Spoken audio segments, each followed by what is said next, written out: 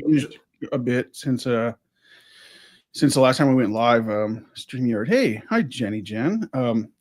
Just talking to Grisch about the setup. It's been like, I don't even know how long, like maybe 6 months since we did a stream, something like that. Maybe not quite that long. I think it was in May or June. Okay, how are you doing? I'm doing all right. How about you? Pretty good. I just got back in town from Seattle yesterday, and yeah, it's quite the experience. How's that place? It's changed a lot. I used to live there like 10 years ago, and the last time I was there was about 3 years ago, around the beginning of the pandemic, and the general vibe of downtown, like the number of like people on the streets just like exploded, and it's just kind of a wild, like just like people living on the streets. Oh, okay. Yeah, there's just a lot of people with like, there's always like a pocket of downtown, like sort of right near Pike Place. I don't know if everybody knows. Hi, Lisa Isme and Kathy Prosser and M. Shaw. Hi, Kathy. Yeah, it was always downtown. There's always like sort of like a homeless population, but it just seems like, it probably hasn't something to do with the pandemic, something to do with different stuff that's going on, but it's just sort of gotten.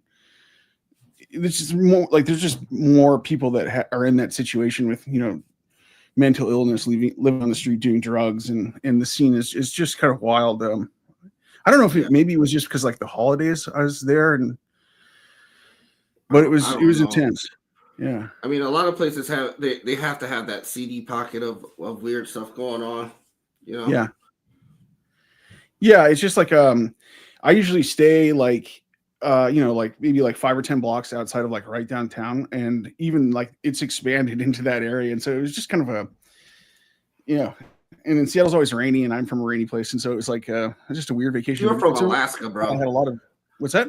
Alaska. That's not rainy. That's tundra.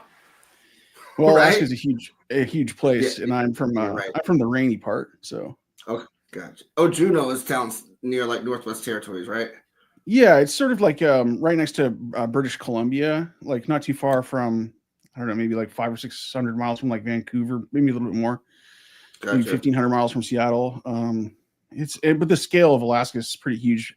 I think a lot of people get fooled by like the way that it's placed on maps. It's like in like a little corner or something like that, but Alaska is like 20% the size of the entire contiguous United States. It's a huge fucking state. So there's a lot of different environments, like up north, like that's where like the tundra is, like in Anchorage is like not quite as far from me as like Seattle. It's like maybe 1,000 miles up north. So gotcha. Are we live? Yeah, we're live. Oh, okay. Hi everybody. Yeah, we're just kind of BSing a little bit here. We've got a few things on the agenda, but like it's always fun interacting with the chat and seeing like where people want to go. But I think we were probably going to start talking about the Soto case. Are you cool with that, or did you have any plans? Anything you wanted to? Yeah, I mean, we can talk about that. And we're gonna go into like Luigi Mangione and I'm gonna get your notes. The notes. You are an extensive writer, bro.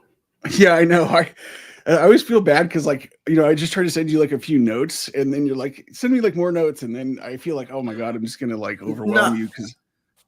No, I didn't mean it like that. I didn't mean it like, well, when I just said like you write extensive notes, it makes me sound illiterate, but no, it's like you're really detailed in your notes. And like, at first I was just expecting like a few bullet points, but then it's like you elaborate on things really well. Like I'm just not a writer like that. Like you're really good at that. But I didn't mean to write like a whole bunch of extra stuff. But we can start out on the Soto case though. Yeah. No, that's a topic that we should touch on later, is just because I mean that's always one of the reasons why I've been interested in having these exchanges with you, is because I think since you come from such a different like sort of like visual perspective, it's just interesting because we all kind of come from different mediums. You're sort of more of like a graphic artist, and I'm sort of more of a writer, and somehow we both ended up in this weird YouTube world. How did you first like stumble onto this Soto case, do you remember like if there's like something that you read or like a YouTube video that you watched, or what was your initial spark of interest? I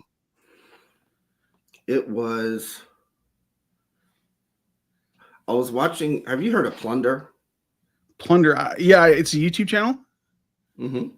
Yeah, and Plunder had a snippet.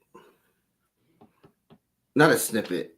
I just saw a small part of an interview with Jennifer Soto's mom. Mm-hmm. And she used this AI dub program that was, for me, very confusing to watch, right? Because they're translating stuff into English that's originally in Spanish, and it was sounding weird, but I didn't read the description, But like she immediately started talking about how it's a direct translation.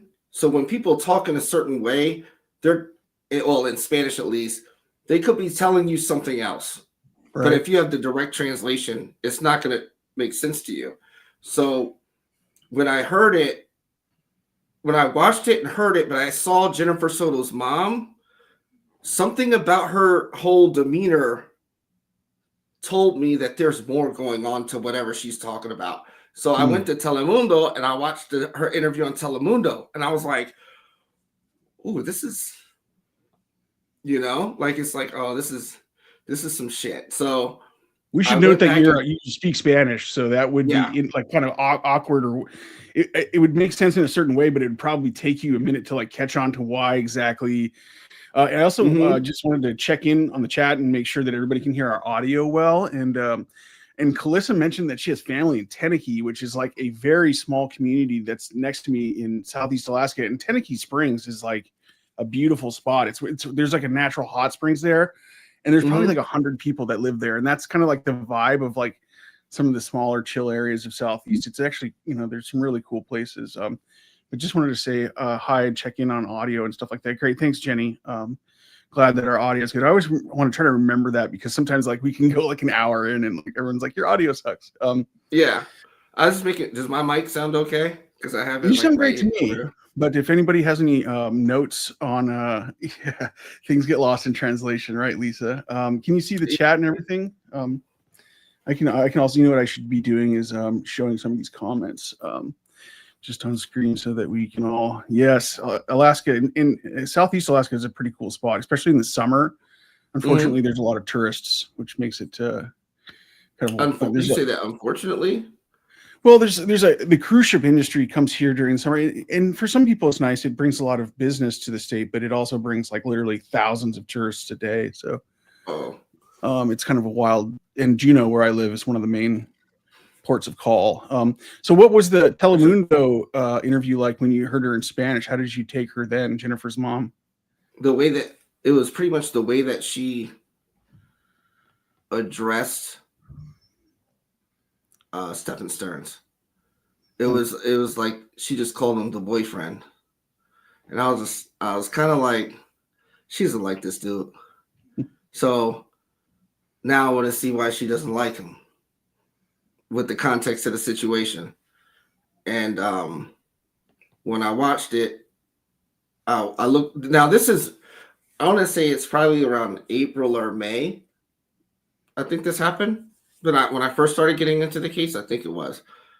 And then there was like a big document drop. So I looked into that, and then I was like, oh, I think I have an idea about what happened here. Mm-hmm. So, yeah. Was there anything that you can remember that caught your eye in the document drop? Or I'm just kind of curious, like how you got sort of pulled in. And I totally understand too, because I've been pulled into the case since talking to you about it and reading a ton about it, and it's a wild one. Somebody mentioned that like one of the ties to the Markel case is that there's this whole family involved. So there's a lot of family dynamics, which always brings people to the case. Different cases. Yeah, that's true. The Adelson family dynamics. Yeah, Yeah, I should mention that Grisch and I first met because we both made videos about the Dan Markell murder case, the murder of a Florida State law professor in 2014. I always forget context. Yeah. When I that's a good observation. I didn't notice that the family dynamics are really both very big in both of those cases. I think that as far as like really getting into the case, I listened to a lot of the audio from the different interrogations, and I knew Jin was lying. And then, this is what really got it. So there was a part I was watching, I forget who it was, and there was a part of the document drop that was put in there erroneously, and it had a whole bunch of drugs in there. And it was just like X amount of grams this, X amount of grams that, and then everyone is talking about, it's all this drugs involved. I look at the paperwork and I can clearly tell that this is something from a completely different case. There are names in there that don't belong in there, and it happens. And then people went to like say that there's one guy like True Crime with Strategic Eyes. That's his name. I think that's his name. And when I watched him do a live stream about this case, and mind you, he's a sex crimes detective. When I watched his live stream on that, now it had already gone and passed, right? I'm really late to the game. It's not like this is happening in real time. So when I watched him, he said drugs are not a part of this case. That's when I thought, well, I saw some of those photos, and I can tell you they are very involved, and I can tell you what kind that's involved. And that's when I really started picking apart the photo evidence, because people gravitate toward that first, even though I read a lot of the documentation. But then that's when I dropped and then after that, one dude, that RSO, that pissed me off a lot. And so I felt like, it pissed me off. I get motivated by the wrong things. And someone like that, like when that I really, it did what it needed to do. I put everything else and I just made that first video, and it just took off. Yeah. Well, it took off in relation to my normal viewership, Yeah. So, yeah, that's been really great to watch. The latest videos have been doing well in terms of engagement. And you referred to an RSO earlier. Did you want to expand on that? That it was a person that you encountered in the community of people following the case, or? Okay, so I was on the original Madeline Soto Reddit. For the most part, when I was looking into this case, I was really just reading what people were saying about it. And this is well before I made a comment on that page. Like, I really looked at what people were saying. And then someone brought up the interview with Angelica. She's the roommate from room 3, and she's primarily a Spanish speaker. And I said that there are a lot of things lost in translation. Yep. And I saw, I listened to like maybe 15 minutes of it, and it's kind of like irked me a little bit about how one cop is over talking the other, and things. There could have been a lot of information acquired from her, and they dropped the ball twice on her. That's my opinion. And I say they dropped the ball because they are on it on everything else, but with her, they dropped it. And so I said, like, if I had the audio, the full audio, I could figure it out. And so someone DM'd me, and I thought the person who DM'd me, I thought was a female by the way they were talking. And then when I sent them my email address, and I got a Google Drive with just about all of the FOIA requests. It had, and the thing that I wanted were the pictures of the house, the interior of the house, and I wanted the audio of Angelica. That's all I wanted. Who's Angelica again? I'm sorry. Angelica is roommate number 3. Okay. And Tashi earlier pointed out that another commonality between the Markel case and the Soto case is that they both happened in Florida, and it also just inspired me to remember, as you were talking, that both involve a lot of Spanish speakers, which is one of the things that we talked about in a previous stream was how there's also a lot lost in translation when police were trying to talk to a member of the Latin Kings, Luis Rivera, in the Markel case. I think there's some other stuff going on there because he's a gang member. So there's like a whole nother layer of translation to be lost. But so it seems like there's, sort of like a weird disruption that happened in the Soto case in that previous Reddit, which is really unfortunate. Yeah. It seems like to me, because that Reddit, which is now sort of dormant, has like 12,000 subscribers, and the new one, which is much more active, has under 1,000, which, whatever, but it's, sort of splintered the community, maybe. Or let me tell you how this stain actually, he had me fooled for a couple days, because I from that Google Drive, I downloaded the audio. I didn't take anything else from that. I just left it there and I listened to the audio, and then in the Reddit chat, I'm getting like, I'm getting this person is saying, I have uncensored photos of the crime scene and shit like that. I'm like, look, I'm not interested in that. Yeah. I'm interested in, I look at things very differently than all the YouTubers. Let's be honest about this. And I don't need that right now. All I wanted are pictures of the house. Oh, I have uncensored.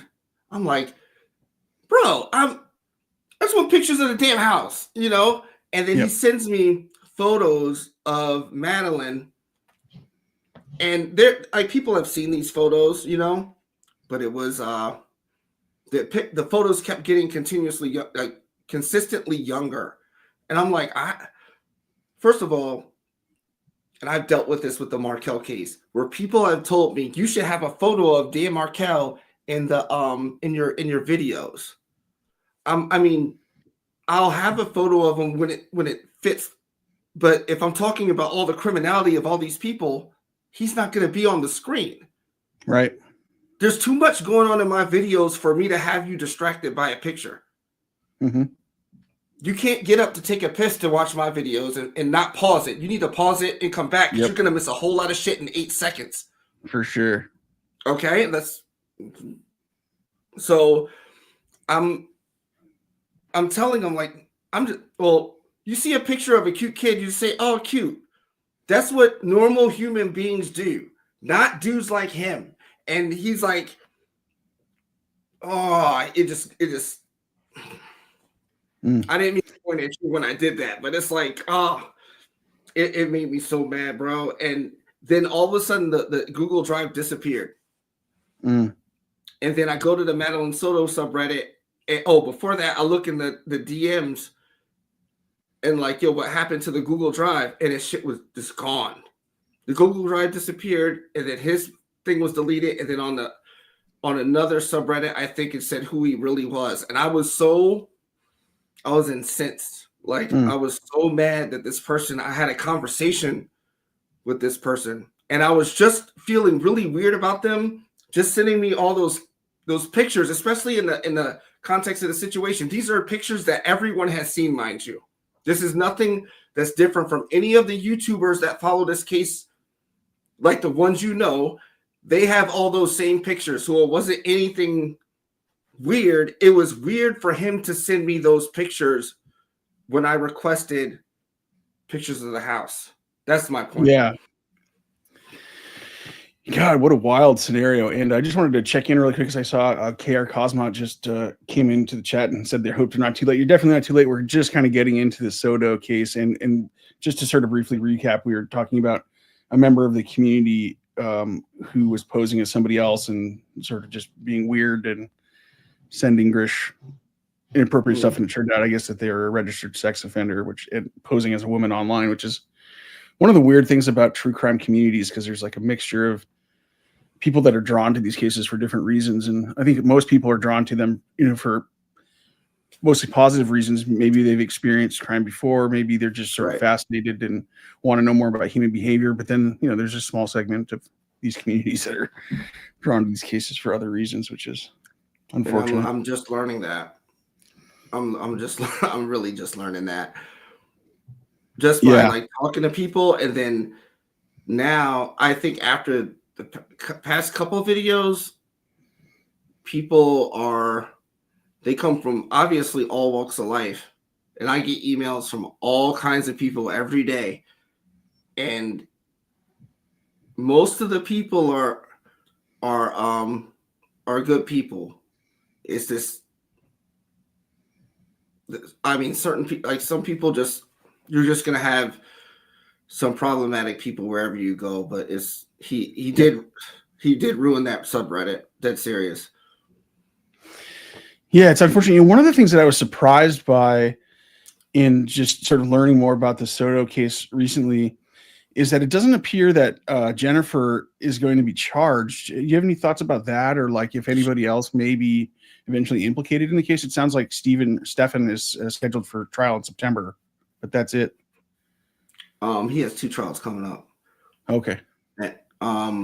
He has the one for the CSAM and the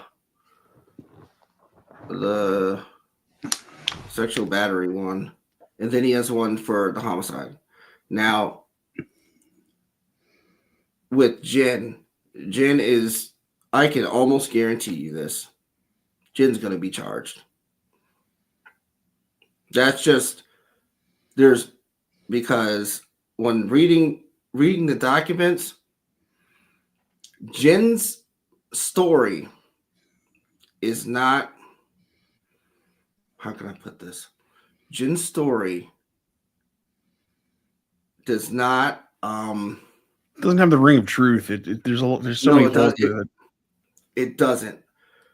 But there's a part in her interview on March 1st. That's when they found Madeline's body, right?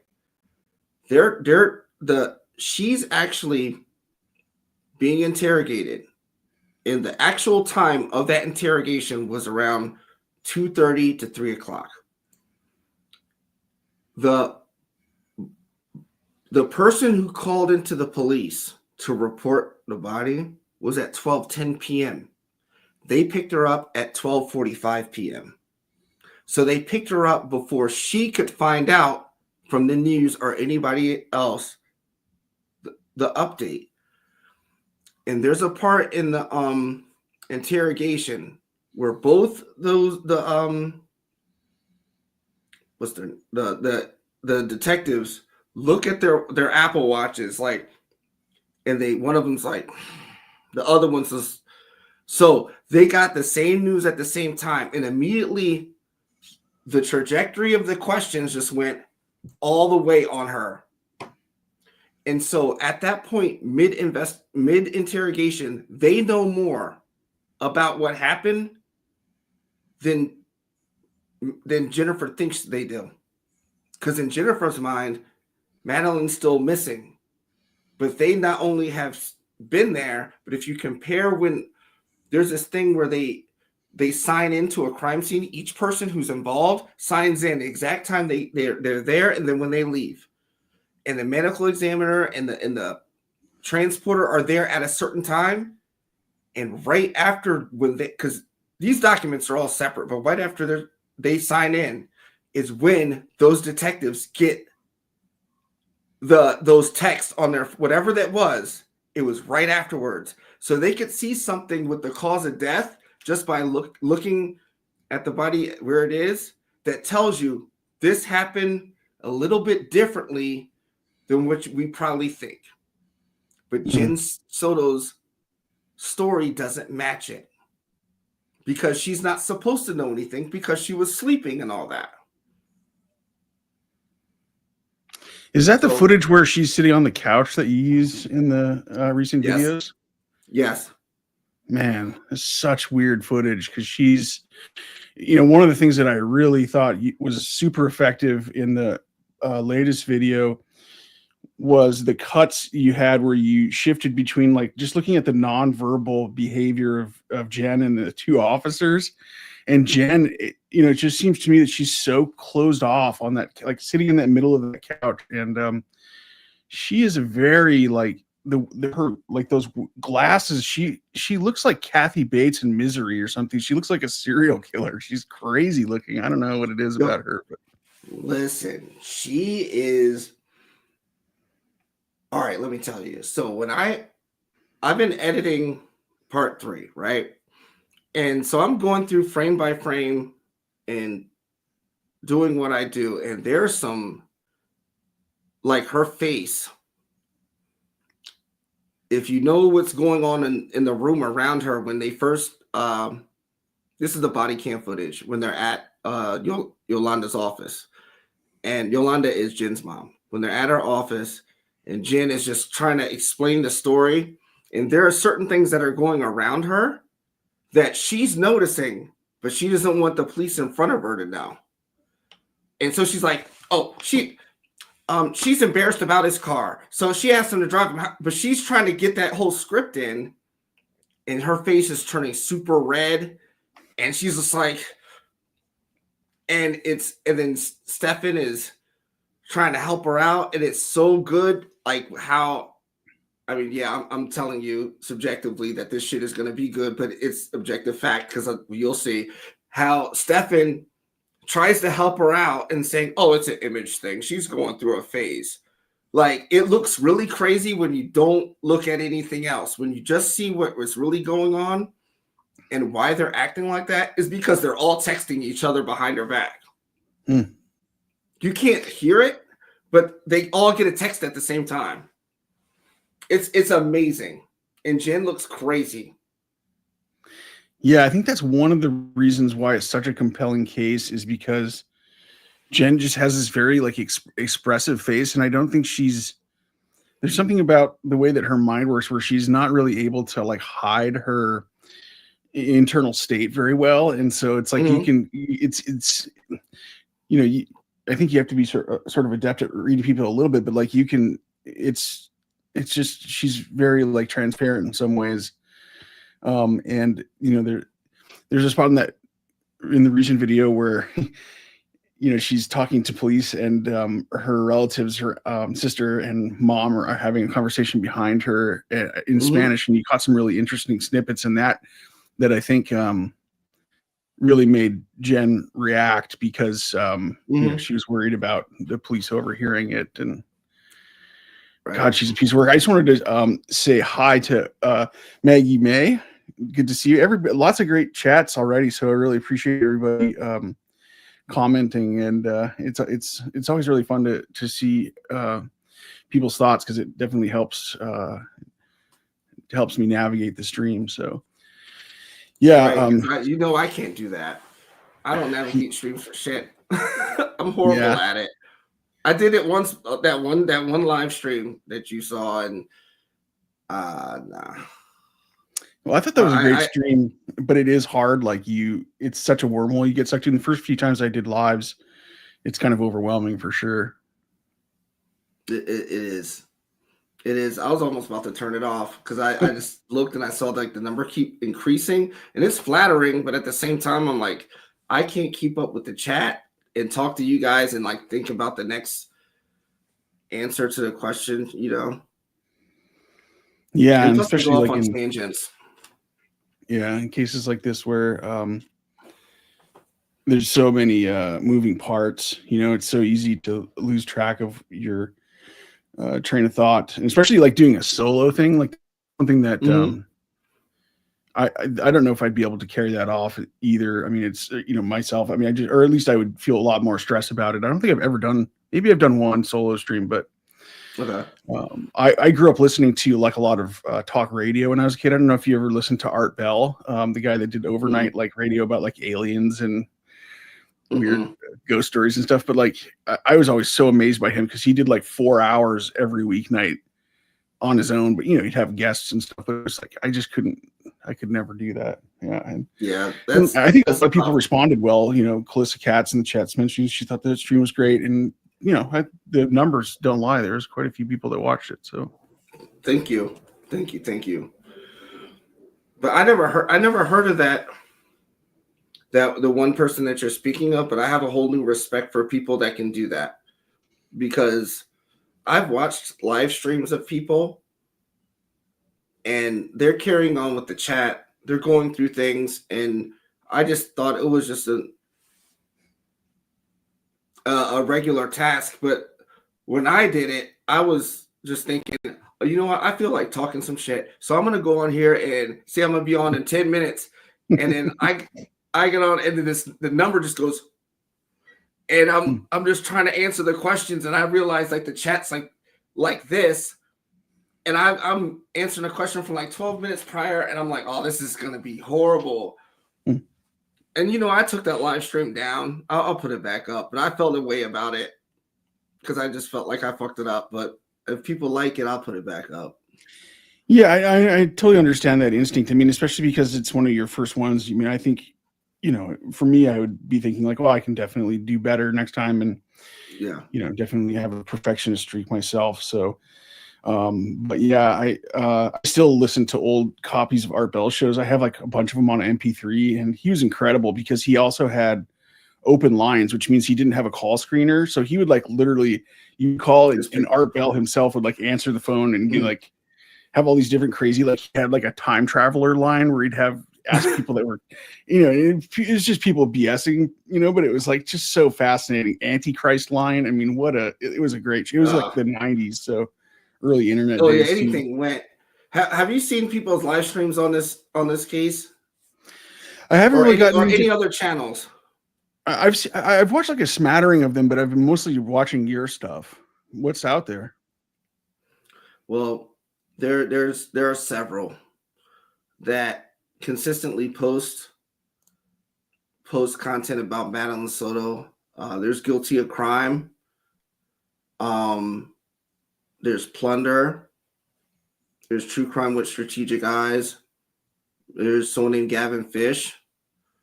There are several others that I know I'm missing. Allegedly Speculating. Those are the ones I watch the most. I try to just keep up with what they're talking about, but how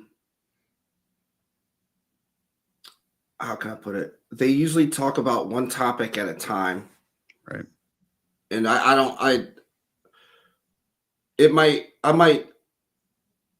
how can I put it? I'll watch it, but then I'll go and try to read the documentation about it, because I respect the opinion, but I have to read the documents or whatever they're referencing at the same time. And that's kind of, for me, that's difficult to do.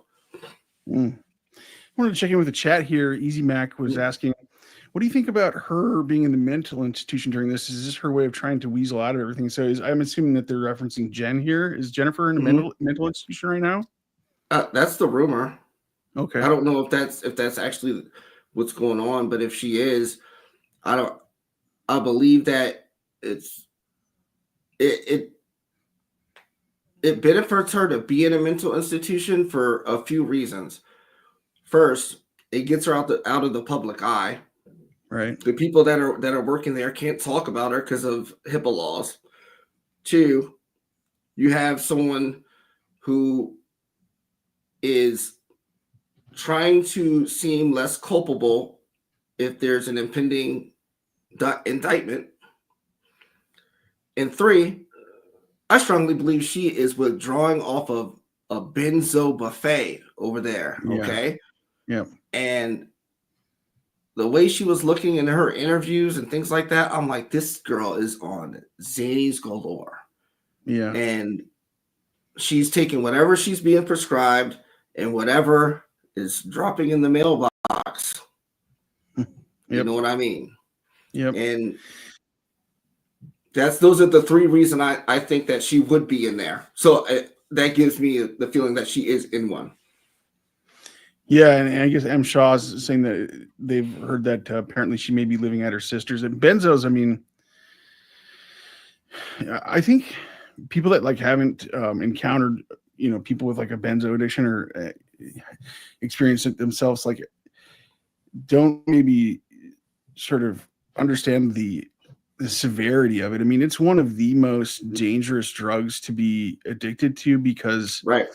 if you're addicted to it physically, like it's that and alcohol are like the two drugs where you can easily die off the withdrawals because both of them are sort of similar in a way in that you can have seizures and stuff like that. I didn't know that off the benzos. Yeah, they're very dangerous. Very dangerous. Wow. Go ahead. Sorry. I heard that the benzo addiction was terrible. Jordan Peterson, Jordan Peterson is, right? Yep. For those that don't know, he's a psychoanalyst, psychotherapist from Toronto, and he was going through some things with it when his wife was diagnosed with cancer, and he was prescribed Xanax. I think it was Xanax, and he ended up being physically dependent on them. And he talked about his withdrawal was pretty bad, to say the least. I mean, I haven't known anyone that's gone through that, but I do know that it's bad.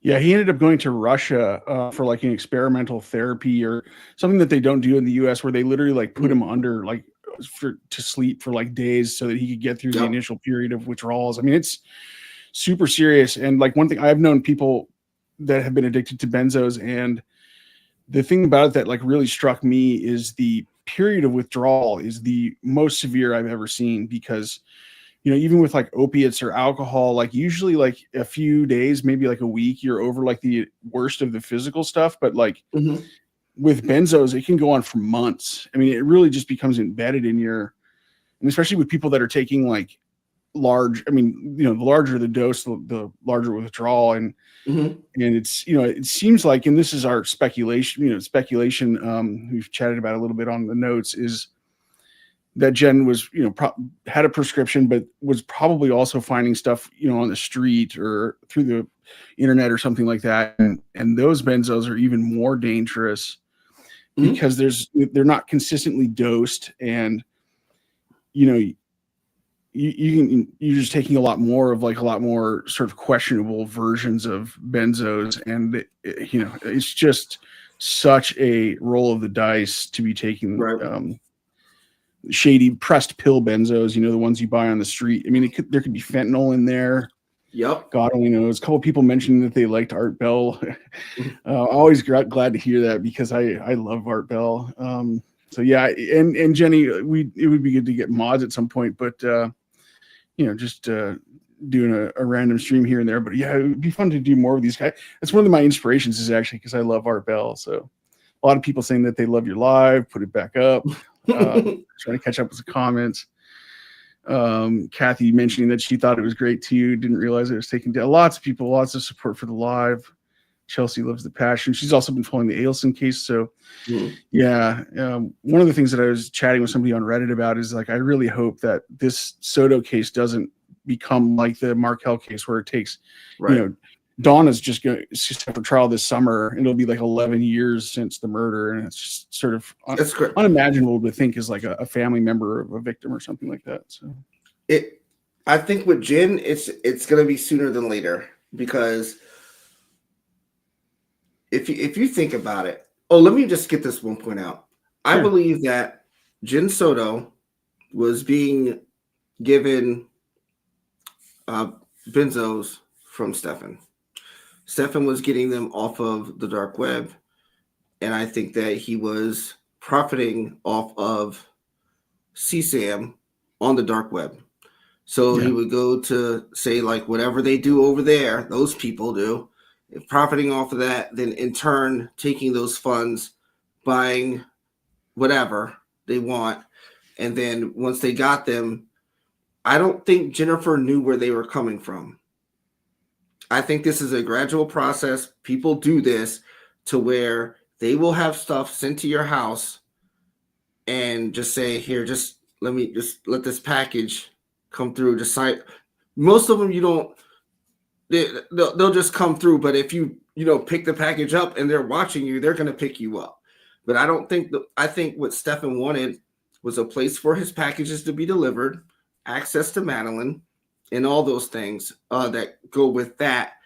And in the third episode of my video of the series, I'll be able to break down how I know that, and it goes based on what Jin says, because everything that happens, all the major changes in their relationship are based on things that don't involve their relationship. It's other people telling them to, all right, you have to leave, you have to move out, you have to do this, but their relationship, Jin never talks about how those types of things affect their relationship, because she doesn't have a relationship. And Jim is Stefan's dad, or no, Jen. Oh, Jen. Excuse me. Sorry. Yeah. Stefan's dad's name is Chris. Chris. Excuse me. Kathy had a question. Have you watched the interviews with Stefan's parents? And I believe they're featured in the beginning, or at least a snippet of them in beginning of part 2. But your thoughts on their interviews? That's a fun topic for sure. Oh, does she mean the interview with Stefan's parents? I think there was maybe at least a couple that you referenced in your 2 videos so far. In part 2, I use a part of their interview with the Kissimmee Police Department, and also part of their interview with Hidden True Crime.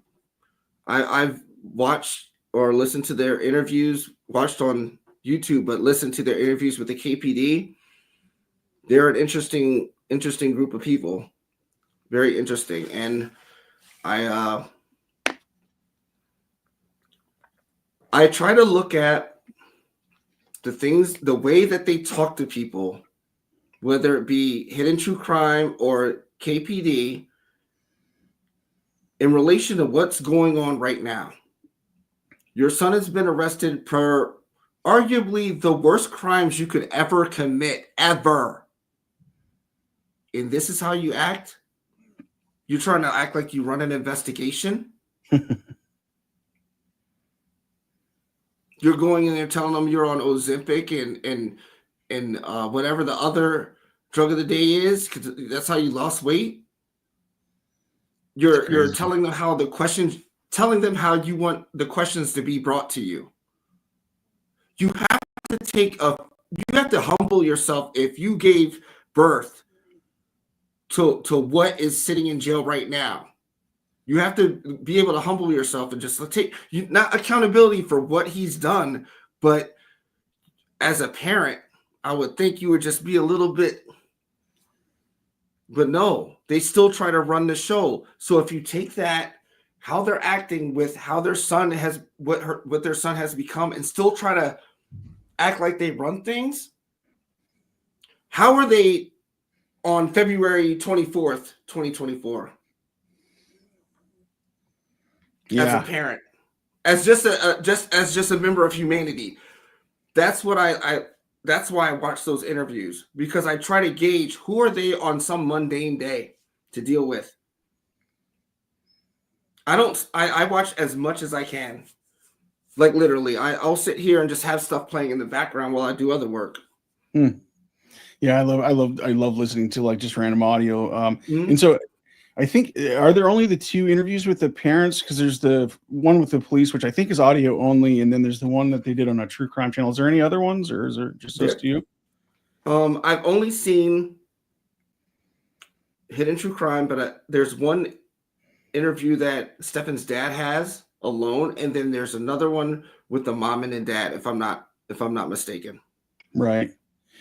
Maggie May brings up an interesting point, like, without cutting Jennifer any slack, she says everything we were seeing of her is drug affected. And I definitely think that's true. But like, one of the things I always think about with people like Jennifer, that are severely in an addiction, is like, there's some part of their personality or something about them that like that's like a sort of like occurring disorder with the drugs. Like it's, part mental illness and part drugs. And like the drugs make their mental illness worse. And it's sort of like a vicious circle.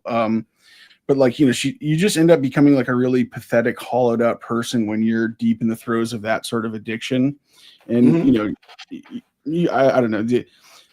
That's just one of the things about this case that I think, about any sort of case that really like explodes and people get really interested in, with like the Markel case. The personalities are so textured and rich, and you sort of see a lot of different traits about humanity that sort of touch on a lot of things. And so the drug addiction in this case, I think, is one of the things that sort of makes it so interesting, is and that we don't really know the dimensions of it at this point. It sort of invites speculation. So it does invite speculation, and I don't see anyone really talking about it.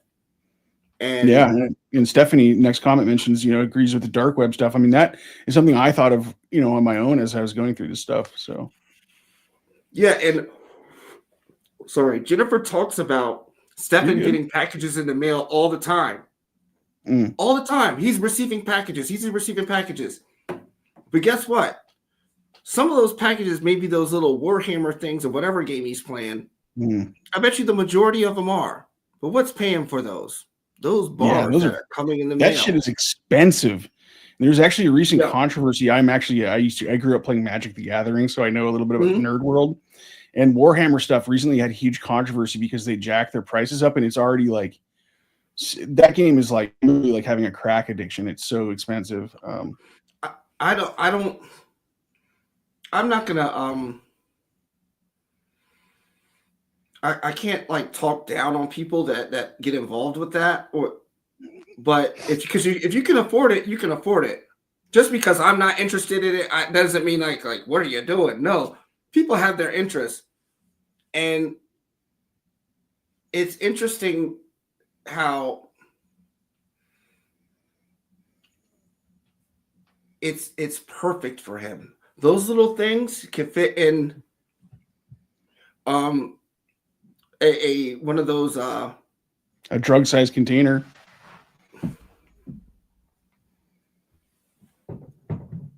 Exactly.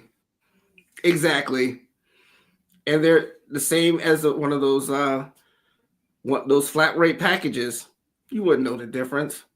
No. If anyone doesn't know what we're talking about, Warhammer 40K is a game where it's like a board game that's super intricate, where you get these miniatures, and like people get like super obsessed, and like they're expensive to buy, and they paint them, and it's exactly the kind of thing that would be like super appealing to you if you're on like a bunch of benzos or like speed or something like that. It would it would be like, so I really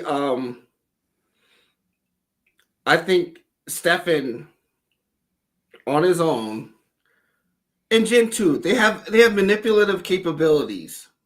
Someone said Jin is a master manipulator. I don't know if I read that right. Let me see. Oh, if I can see Jin SoDo as this is Jenny B. I'm reading the one from Jenny B. If I can see Jin SoDo as a master manipulator, so can cops. There you go. But Jin SoDo can't see that it's not working. That's the good part about it. And same with Stefan. These are they're only master manipulators if their surroundings are ideal. If a basketball hoop is 10 feet and you lower it to 8 feet, I'm Jordan. I can do all kinds of stuff. Right?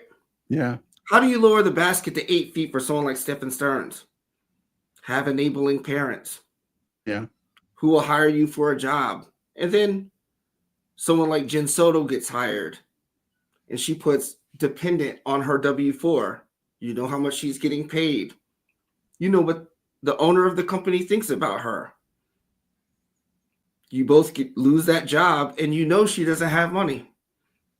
You know that she has bipolar disorder. You know what she's getting prescribed. And all before y'all lose that job working for his dad, you probably give her a bar here, a bar there. Right? Someone like Stefan Stearns probably couldn't pull all their tricks on anybody. I'm not saying he's never done it before, but his situation is ideal to get someone like Jin SoDo. And Jin SoDo isn't the best either. She's a little more sophisticated than she puts on. I think part of her manipulation is to look less sophisticated.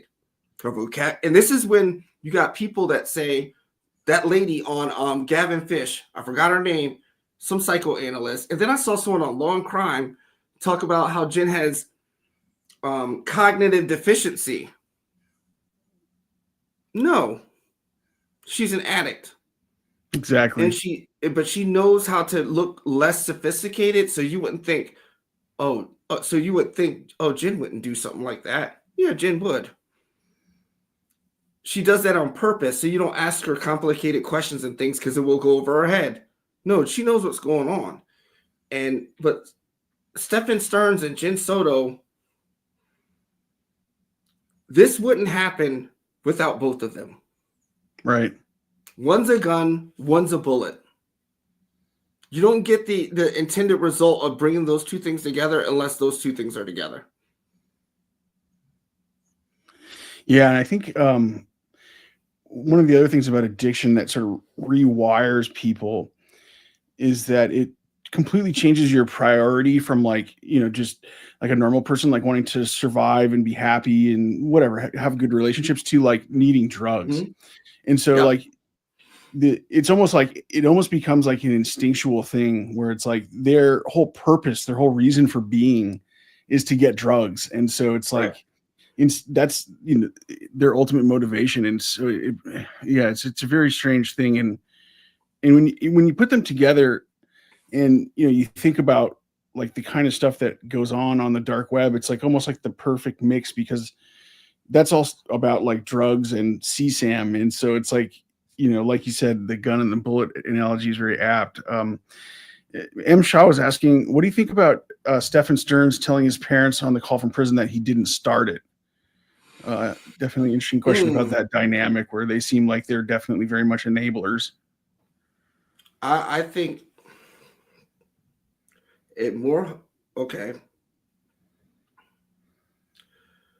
I think that says more about the person who is actually listening to Stefan Stearns say that. If Stefan Stearns can say, I didn't start it, whatever it means, whatever was started, that person knows what that is. Right.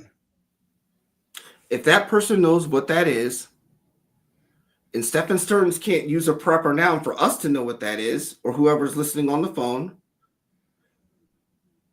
then the person who's on the other end of that line when Stefan Stearns is talking knows what he's referencing. If that person is Stefan's mother, and that person, Stefan's mother, knows what he's referencing, then she's always known. So what's that tell you? His parents are enablers. They've known about this. Right? It makes me wonder about the level of denial that they're in too. But yeah, I mean, it seems like there's a lot of people that had inklings, but maybe didn't want to know or didn't. I don't know. Yeah. You know what?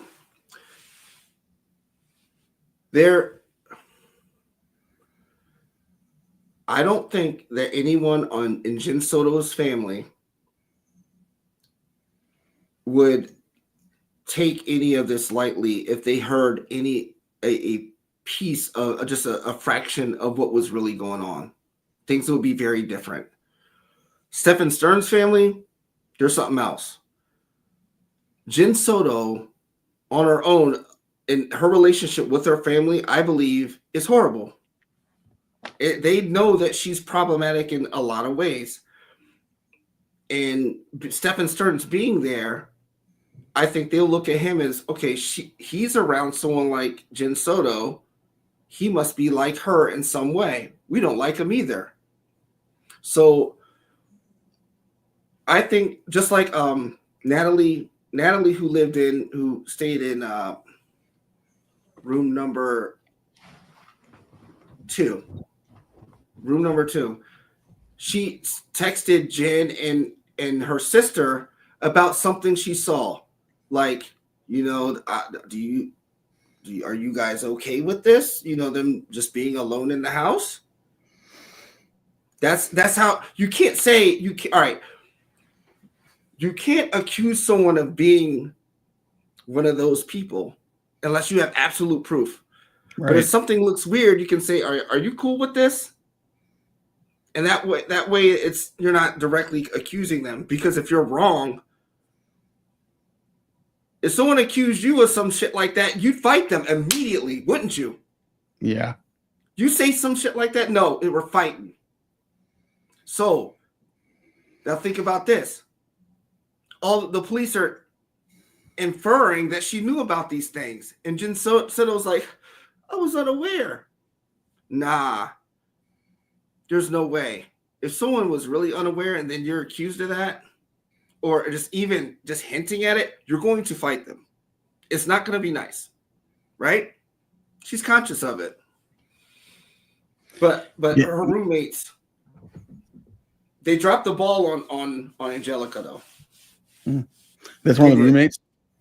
And Jeep's car had a question about the roommates asking your thoughts and if anything that Sunday night, and not noticing anything that Sunday night, not knowing anything. I mean, it seems like, how could you live in a house where that was happening? I think, without having some knowledge. I thought about that. I try to think about if I were in a situation with roommates, what would I expect from a roommate? Just be quiet. I don't care what you do. Just don't be loud and obnoxious. And I think people just go about their day from that. I also think that they may not know exactly what's going on with Stefan, and there's nothing overt that happened between Stefan and them. So just them thinking that he's a weirdo isn't good enough. He pays his rent, so they think, just like everyone else does. Right? So they can't accuse him of something just by being weird. They need something concrete. And I feel that Angelica had some concrete things that she could have said, but she wasn't asked the proper questions. And along with that, they showed her the picture, or him taking the picture under the door a little too early, because that just threw everything off. And she had more details than before, than they lead up. There are more details that she has to know if she answered certain questions, but they couldn't give her clarifying questions because it was all lost in translation. So that was one of the things you. So Angelica was one of the roommates, and she was part of the issue there that she was a native Spanish speaker or something like that, or what? I can't remember the exact dimensions of the issue. And Angelica primarily spoke Spanish. So the detective had a Spanish-speaking officer come along, and the detective asked the officer to relay the questions. The problem with that is the detective, which is obviously on the first interview, is a higher-ranking officer. So as soon as he asked the question and he hears the answer coming back to the Spanish-speaking officer, he asks another one. And there's way more to the answer than you can get than just that one. I'll give you an example. Angelica said she saw tools on the table. She didn't know what the tools were, but she saw tools. Now, let me ask you this. If someone saw tools on the table that aren't usually there, if you don't know what the tools are, what else can you gather from what she saw? That something is happening that's unusual, and that there's maybe some sort of repairs or something like that being done. Is that where you're leading? Or okay, all right. That's one thing. She saw tools and she's not used to seeing tools in the house, let alone sitting there on the kitchen table. And she saw Jennifer ask Stefan about what the tools were.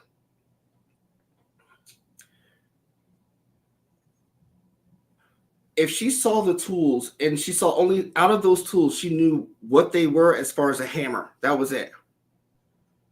The other thing that they can ask, I used to be a roofer. So one thing that you can tell about if someone is actually really into what they're actually doing is what kind of tools the brand of tools that they buy. And they could have easily asked her, what color were the tools? If they're like that weird turquoise color, okay, it's this brand. If it's red, it's Craftsman. If it's yellow, it's you know what I'm saying. So like, yeah.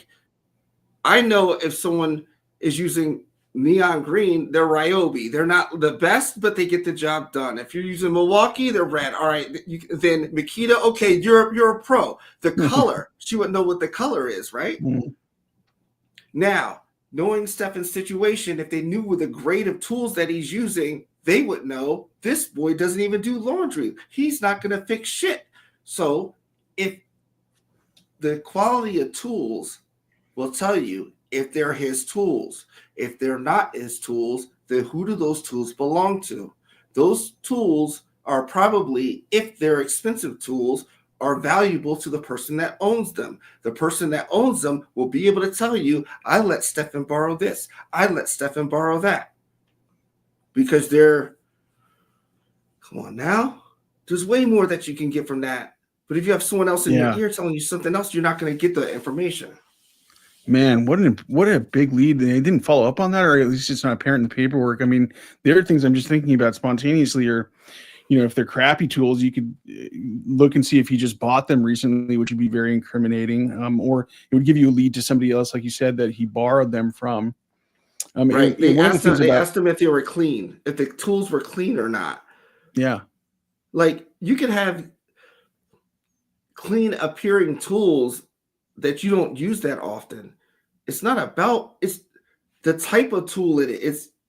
And plus the color of the tool can tell you if that brand makes that tool or if it's a power tool or not. And if she heard a drill at 2 a.m, that doesn't mean it's a drill. It's just, it could be a powered screwdriver. It's whatever the bit that's in there. And some of those tools do sound the same, especially in the next room. Like I can tell the difference between someone drilling something and someone unscrewing or screwing something versus someone using a sander. You see what I mean? I can hear the difference between that. She can't. But if there's a power tool there, someone bought that shit. The other thing that occurs to me is, like, one of the most effective techniques in interviewing people is just as an interviewer, as an officer, detective, is just remaining silent and like letting them talk. Mm-hmm. And so if you keep interrupting them, like it's one of the police are, a lot of them still use stuff like the Reed technique, which is like a very backwards, silly, made up interviewing technique from like the 50s, mm-hmm. where like the original case ended up getting a false conviction. It's just it's insane the way that they conduct themselves sometimes. I think most of them are more sophisticated than that now, but it's like, Jesus, you have to just shut up sometimes, less is more. Yeah. Like I appreciate have you watched the behavior panel? A little bit. I mean, like I am skeptical of that sort of stuff, especially when people like professionalize it, but what's your thoughts on it? I think they're interesting. I'm not good at reading social cues that well, for the most part. That's something that I've had to learn. So I'm not good at really reading facial expressions too much. And when I watch them, I can easily go back and understand things. But being that I'm not good at that, I take those type of little behaviors, and instead of looking at what someone says and saying, well, they had this behavior while they're doing this, I take those behaviors in reference and just go the other way with it. So instead of the words referencing the behavior, I itemize the behaviors and just work backwards and then see what they're talking about, the question that they're asked. That's how I figure a lot of shit out, is based on not just the behavior I'm seeing, but really the thing, like if Jin's shaking, right? In one of her videos, she's going like this.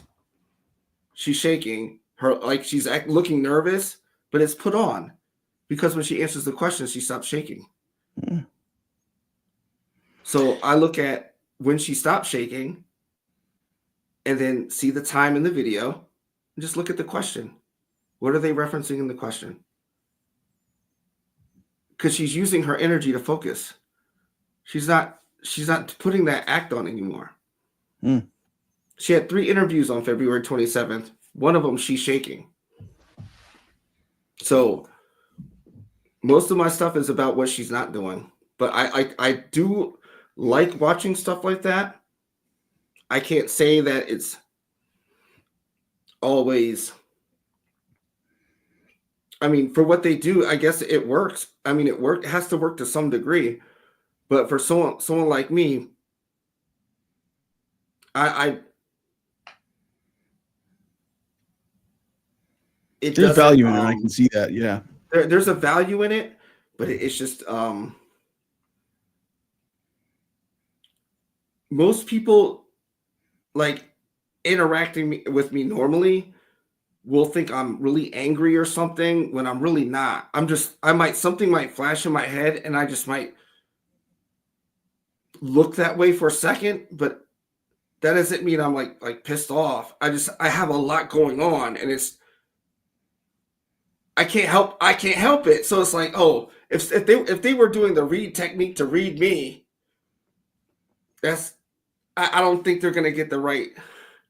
Well, and I think that you're touching on exactly the sort of thing that makes me a little bit skeptical of some of those behavior panel people, is that like individuals are different, and it seems like they use the same criteria for everyone, and like, you know, people are going to react in much different ways. You know, I just want to check in because we're like about an hour and 5 minutes. I always like to just touch base, see how you're doing, check in with the chat. Maggie May bringing up a great point, saying, you know, just want to take care of can I just say take care of ourselves in all this too? You know, people sometimes spend too much time in the true crime wormhole. I know I'm guilty of it, and it's good to focus on your own well-being when in these areas. But how are you doing, Grisch? Are you good with the stream so far? I'm good. So keep going? Yeah, we can keep going. Cool. Of course. Yeah, you know what I wanted to sort of like my skepticism with stuff like the behavior panel. I think this is an interesting thing to get into. Is that you know, my background in getting into criminal laws, I was initially like a paralegal for the public defender, and I spent a lot of time looking into like bad forensics and bad. There's just so many different things that law enforcement has tried to create like a professional version of that remind me of like the body language experts, you know, like hair and fiber experts. Arson experts, all these different things that have eventually been debunked over the years because of like DNA in the Innocence Project overturning cases. And, you know, it's exactly this sort of thing where they like create this weird, like sort of like folk science like thing where they think they convince themselves that they're able to like, you know, use all these different criteria to like create like a match and figure out exactly what somebody's saying non-verbally. Right. Where I think it's more complicated than that, and it's more individual, and without knowing the person that's being interviewed and doing and sort of understanding them, I don't really think that those sort of conclusions are nearly as valuable as they present them to be. But you know, it's just like, I also spent a lot of time looking into stuff like FBI profiling, which is, you know, emerged in the 70s. Have you seen that show Mindhunter? No, but I'm familiar with FBI profiling. Yeah, and to me that's another junk science because you know, they create all these weird categories like in the 70s and still to this day they use categories like, oh, he's an organized serial killer, he's a disorganized serial killer. That's one of the big distinctions that they make, and that to me is like it's a mixture of both. And there's been all sorts of evidence with, you know, real studies looking into serial killers that at times they can be organized and disorganized. So it just presents all of these conclusions that I don't think are warranted. And so I'm just always sort of careful about it. But the other thing I want to say really quickly and get your thoughts on is that I think that there's a ton of unrealized potential there, because I think so much more is said in nonverbal stuff than in verbal stuff. And like you're talking about, like we perceive things that we don't necessarily aren't necessarily able to like to even verbalize, about people's nonverbal communication. And so I think there's a lot of potential there, but I'm not convinced that they've tapped it. I don't know what your thoughts are. Let me give you a question for a question. Do you think there could be a way in which a profiler and the body language nonverbal cue expertise could be put together in something that could be like objectively understood as evidence? I mean, maybe at some point, like, I think if, I don't know, the thing that I'm always like thinking about is like, what is your error rate? Like, how are you able to demonstrate, like DNA or fingerprinting, that like what you're doing, you can falsify, and that there's a way of like, actually, there's a sort of like a base truth, a scientific reality to it. I mean, how do you, I don't know. I don't think they've really like done like big studies or stuff like that, but it's like, it's hard for me to conceptualize, because I think, human beings have such different backgrounds, and how they're brought up really affects the way that they interact with the world. And so, without doing like I don't know, it's just, the whole history of psychology and this sort of thing is like riddled with issues of this exact nature. Like, 100 years ago, they're, doing like lobotomies, and they thought that was like a great breakthrough, or, it happens over and over again, where people think they have some sort of insight, and it like turns out to be monstrous. But that's an interesting thought. When they like when FBI profilers, like I heard about, like when I was a lot younger, I heard about FBI profilers. I was always into like true crime stuff, like just watching it on TV. With the OJ case, I remember when I was still a kid when the OJ case, but I was glued to the screen on that. But what really got me skeptical on the FBI profilers was the DC sniper. Oh yeah. And let me tell you, you think that zigzagging to your car every day just to get gas? Area. Yeah, bro. Yeah. And so where the DC sniper was going, I was literally in the next county over. So it was really, I'm not from like Baltimore City. I'm from a county that's south of Baltimore. Okay. So, and very close to PG County. All right. I'm from Howard County, Maryland, Columbia to be exact. All right. So, and when the DC sniper was running those streets, it was one experience you don't ever want to have, when you will walk out your door and think you can get clapped, because everybody that is getting shot in this area is from every walk of life. Children, adults, elderly, every race. This was equal opportunity targeting. Mowing your lawn, going to school. This is literally terrorism. You're like really terrorized. Just put it this way. We had a thing when the DC sniper was out. Like if I'm driving somewhere and I have a group of friends, the person who didn't pitch in for gas has to pump the gas. Jesus. Yeah, people don't remember the DC sniper. What was that like 99, 2002? 2002. So after 9/11. Yeah, I didn't October of 2002. Jesus Christ. And it was like a pair of an older man and a younger man eventually were charged for the case, and they were like randomly shooting people at gas stations, and it was a pretty big national story at the time that created a lot of. And the FBI, all right, so they were saying a dude in a white van was doing this. Everybody, now you notice more white vans around. Yep. And then the FBI profiler's like, oh, it's a white male or something like that, like a white male in his 30s. And no, it was two brothers out the back seat of a box Chevy with a hole cut out the trunk. Come on now. Was he a Nation of Islam guy or something like that? I'm trying to remember. His name was like Muhammad. Anyway, I don't know. I don't think he was Nation of Islam. I think he just converted to Islam at some point. Okay, yeah. But I don't know. There was something up with him. I'm sorry. Yeah. Sorry for interrupting.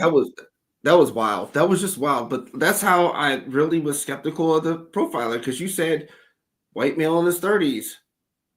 And it's a 39-year-old man and a 17-year-old boy working as like a lookout, and that's crazy. That's nuts.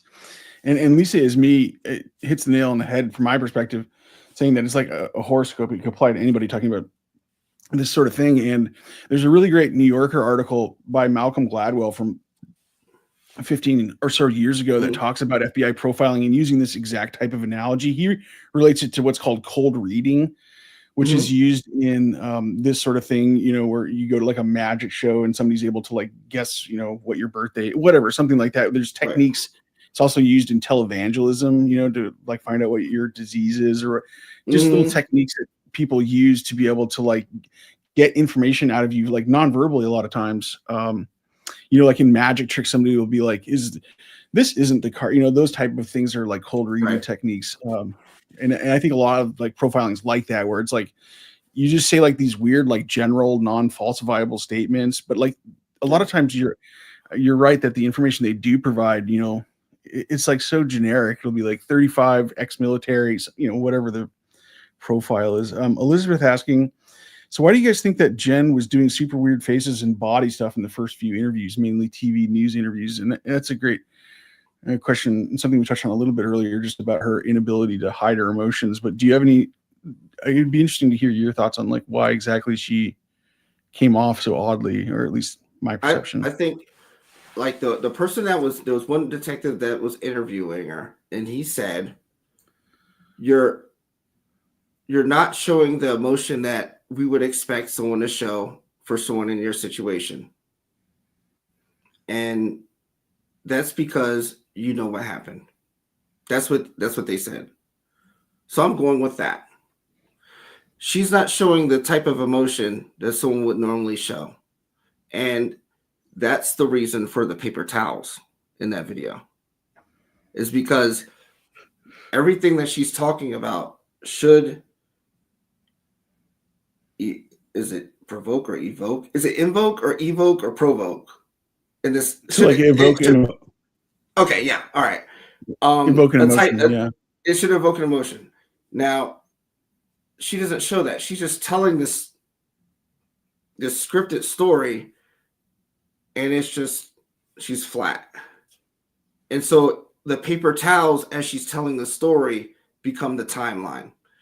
And she asked for the paper towels because she's supposed to be the one crying. She's like, oh, can I get some tissues? As soon as she walks in. She didn't even use those shits. No. And that's when he said that to her further along in the interrogation. And I thought that was brilliant. So she uses the emotion that she thinks, but she can't keep it up when she's trying to think of what she's supposed to say. You see what I mean? So she did two TV interviews. One, shaking and baking. The other one, regular. When she's when on the but the body cam, she's doing like this. And I think that's actual nervousness. And it's not nervousness because of her daughter. It's nervousness because she's trying to tell a story to the police, and her audience is directly is surrounding her, the people that actually know her. And it's not, and it's tough. You're lying in front of the police when your family's right there, and they know when you're lying. God, that's when she shows the most emotion. It's not emotion that's direct, that's meant for the reason that she called the police. Well, she didn't call the police. I think her mom and her sister called the police. She's not even the one that called them. She didn't call them herself. Yeah, that's pretty odd. Maggie May also brings up a good point that, like, you know, she may have been going through withdrawal or different levels of drugs in her blood or something like that. May also have been affecting her. But I mean, yeah, that just sort of adds to your point that it would be much more difficult for her to sort of accurately mirror what she thinks she should be doing. And I love those paper towels. I don't know if you saw, but I put I made an homage to your video by adding paper towels. Yeah, I saw that. I saw that. I saw that. That's so interesting. I'm so glad that you explained that, because it made sense to me in watching the video. But like, it's just a really funny, it's just such a great observation on the officer. Sometimes those little simple things are just so effective. Yeah, I like, it's really good watching these guys. Like, when the police are asking me these questions, they have, well, for me, when the certain questions that they ask, I don't really know why they're asking these questions, but I can get more answers from the questions they ask. From when they ask certain questions, the answer that Jin gives answers other questions, right? And that's what I really like listening to them, because these questions that seem like normal questions, but these are professionally curated questions, and they are brilliant. All right. So like, when they have the part where, all right, at the end of my video on part 2, where they start asking Jin questions, and then the paper towels, you know, they asking Jin about the timeline, right? But I'm talking about after that, when the police officer said, "Do you recall what Madeline was wearing that night?" No. "Do you recall what Stefan was wearing that night?" No. I'm thinking, why did they ask her those specific questions? At first, I thought maybe they're asking her this because it can tell us what, compared to what Madeline was wearing when she was found. I think the real reason they asked her this is because it sets up the next question. And the next question is, it was about her routine, Madeline's routine.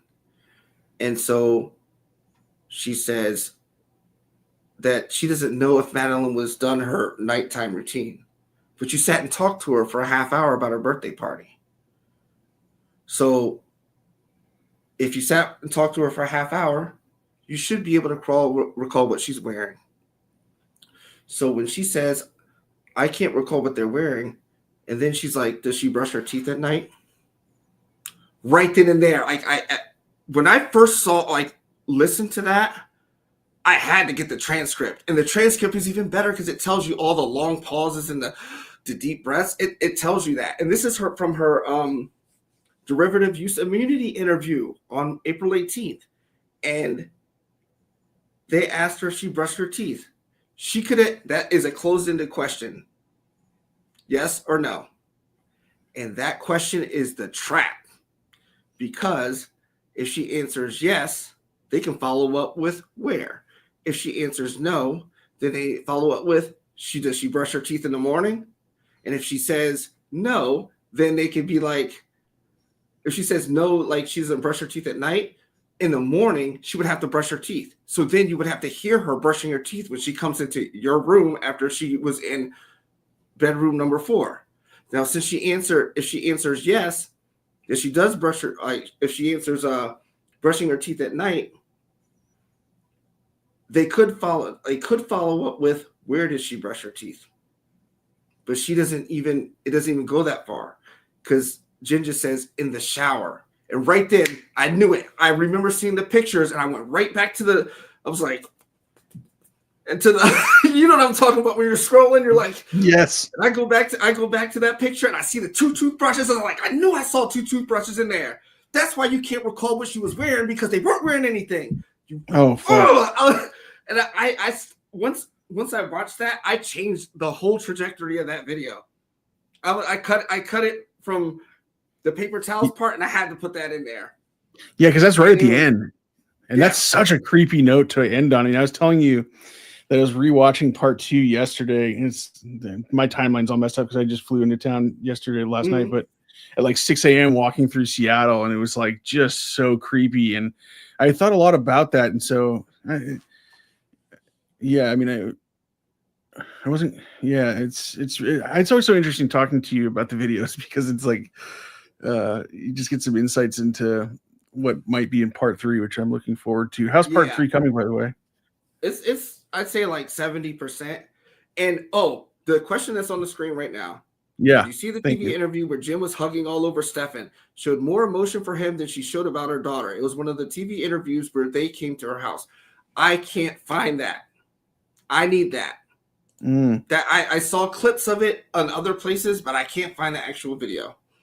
Yeah, if anyone knows where that is, hit up Grisch.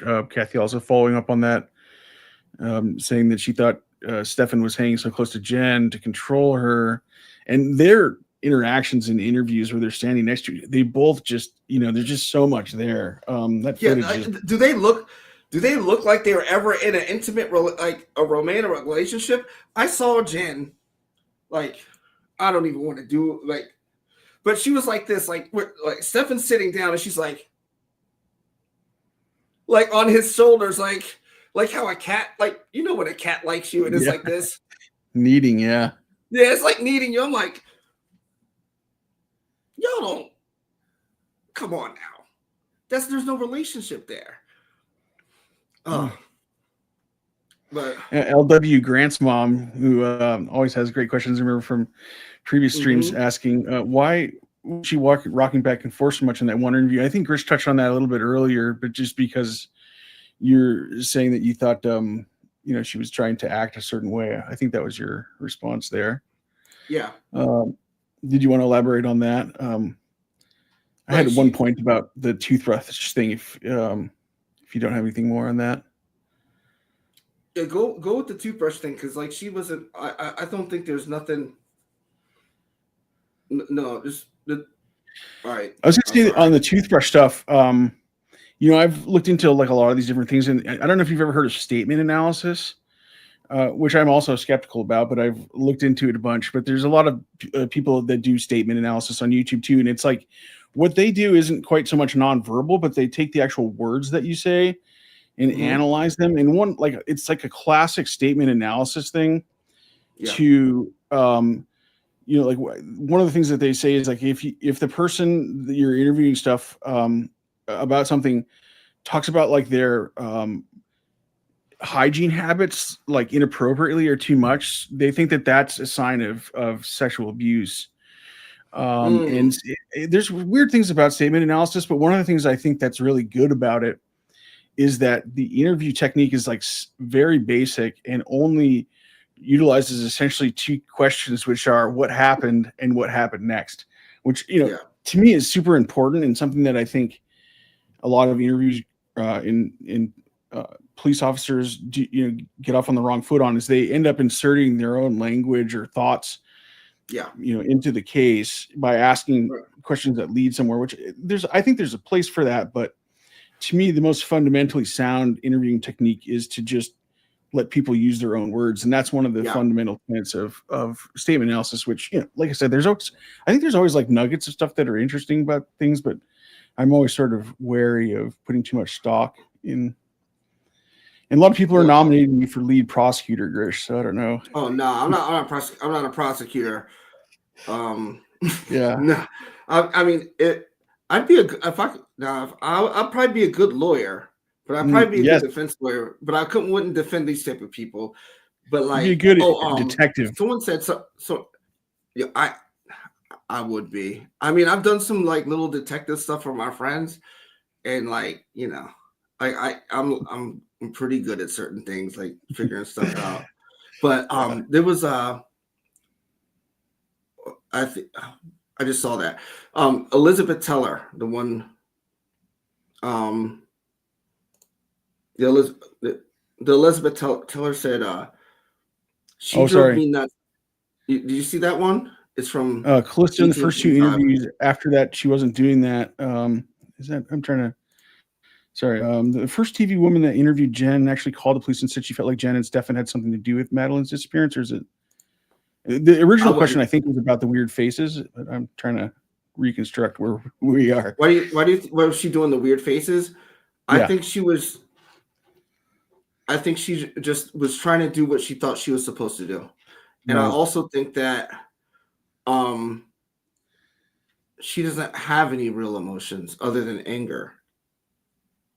So that's what I really think. I don't think she has real emotions other than anger. And a lot of things that I saw in Jin looked like anger in the body cam. When certain people would talk, it would be for a split second, but I'm editing the video so I can get a chance to stop at any frame I want and look. And it's like, oh, she looks pretty angry there. And I think everything is put on. But there was the one question that I saw. It's from 1855 hours. It's from she Elizabeth told her, yeah. It's further, I think it's further up. Okay. Maybe. It says, do you see it? Yeah, I'm just scrolling up because I think that was like close to an hour ago now, but let's see here. It was from 6 minutes ago. Oh, okay, excuse me. 1855 hours. I was talking about the actual time, not 18 minutes. There we go. She drove me nuts every time she answered a question. I want to say like she's on a game show, which I think is maybe a delay topic or tactic. But what were your thoughts on that, Grisch? Let me tell you. Okay, there is a clear pattern of when Jin is asked a question and she says, "I want to say, I should say, I would say," those things, and then if she has a long pause in between her being asked a question and her answering it, and also if there's a long pause in between 2 sentences when she's answering a question. And then there's another when the syllables per second or minute drastically increase. I have this all itemized. Like I have a script and I even time between each sentence. So if it's above 2 seconds and she says, "I want to say," any of those, and then she just has a rapid fire type of answer, she's always referencing the same thing. I just look back at what the question was. And it always has to do with the times between 10:30 and 11:30 p.m., going to school, weird sleeping arrangements. It has to do with the same things. Any other thing, it doesn't really happen. But if she's asked a question, there are certain ones that it takes her 7 minutes to say the first word out of the answer. And then 7 minutes or 7 seconds. Sorry about that. Okay, yeah. 7 seconds. Like, it feels like 7 minutes, I'm sure. Yeah, I'll sit there and then I go back in the editing software and it's like, that's really 7 seconds. It's a long time. Yeah. And then she'll say one thing and then she'll stop for like 2 seconds and it'll be like a scripted answer. It'll be like, and I'm telling you, I have the amount of syllables. Like if you take her answer and say she said whatever she said, and you chop it up into the time from start to finish on a sentence, and take the syllable. How many syllables did she say in that sentence? She said 37. Then all you do is just average it out to how many syllables it would be per minute. Then divide that by 60.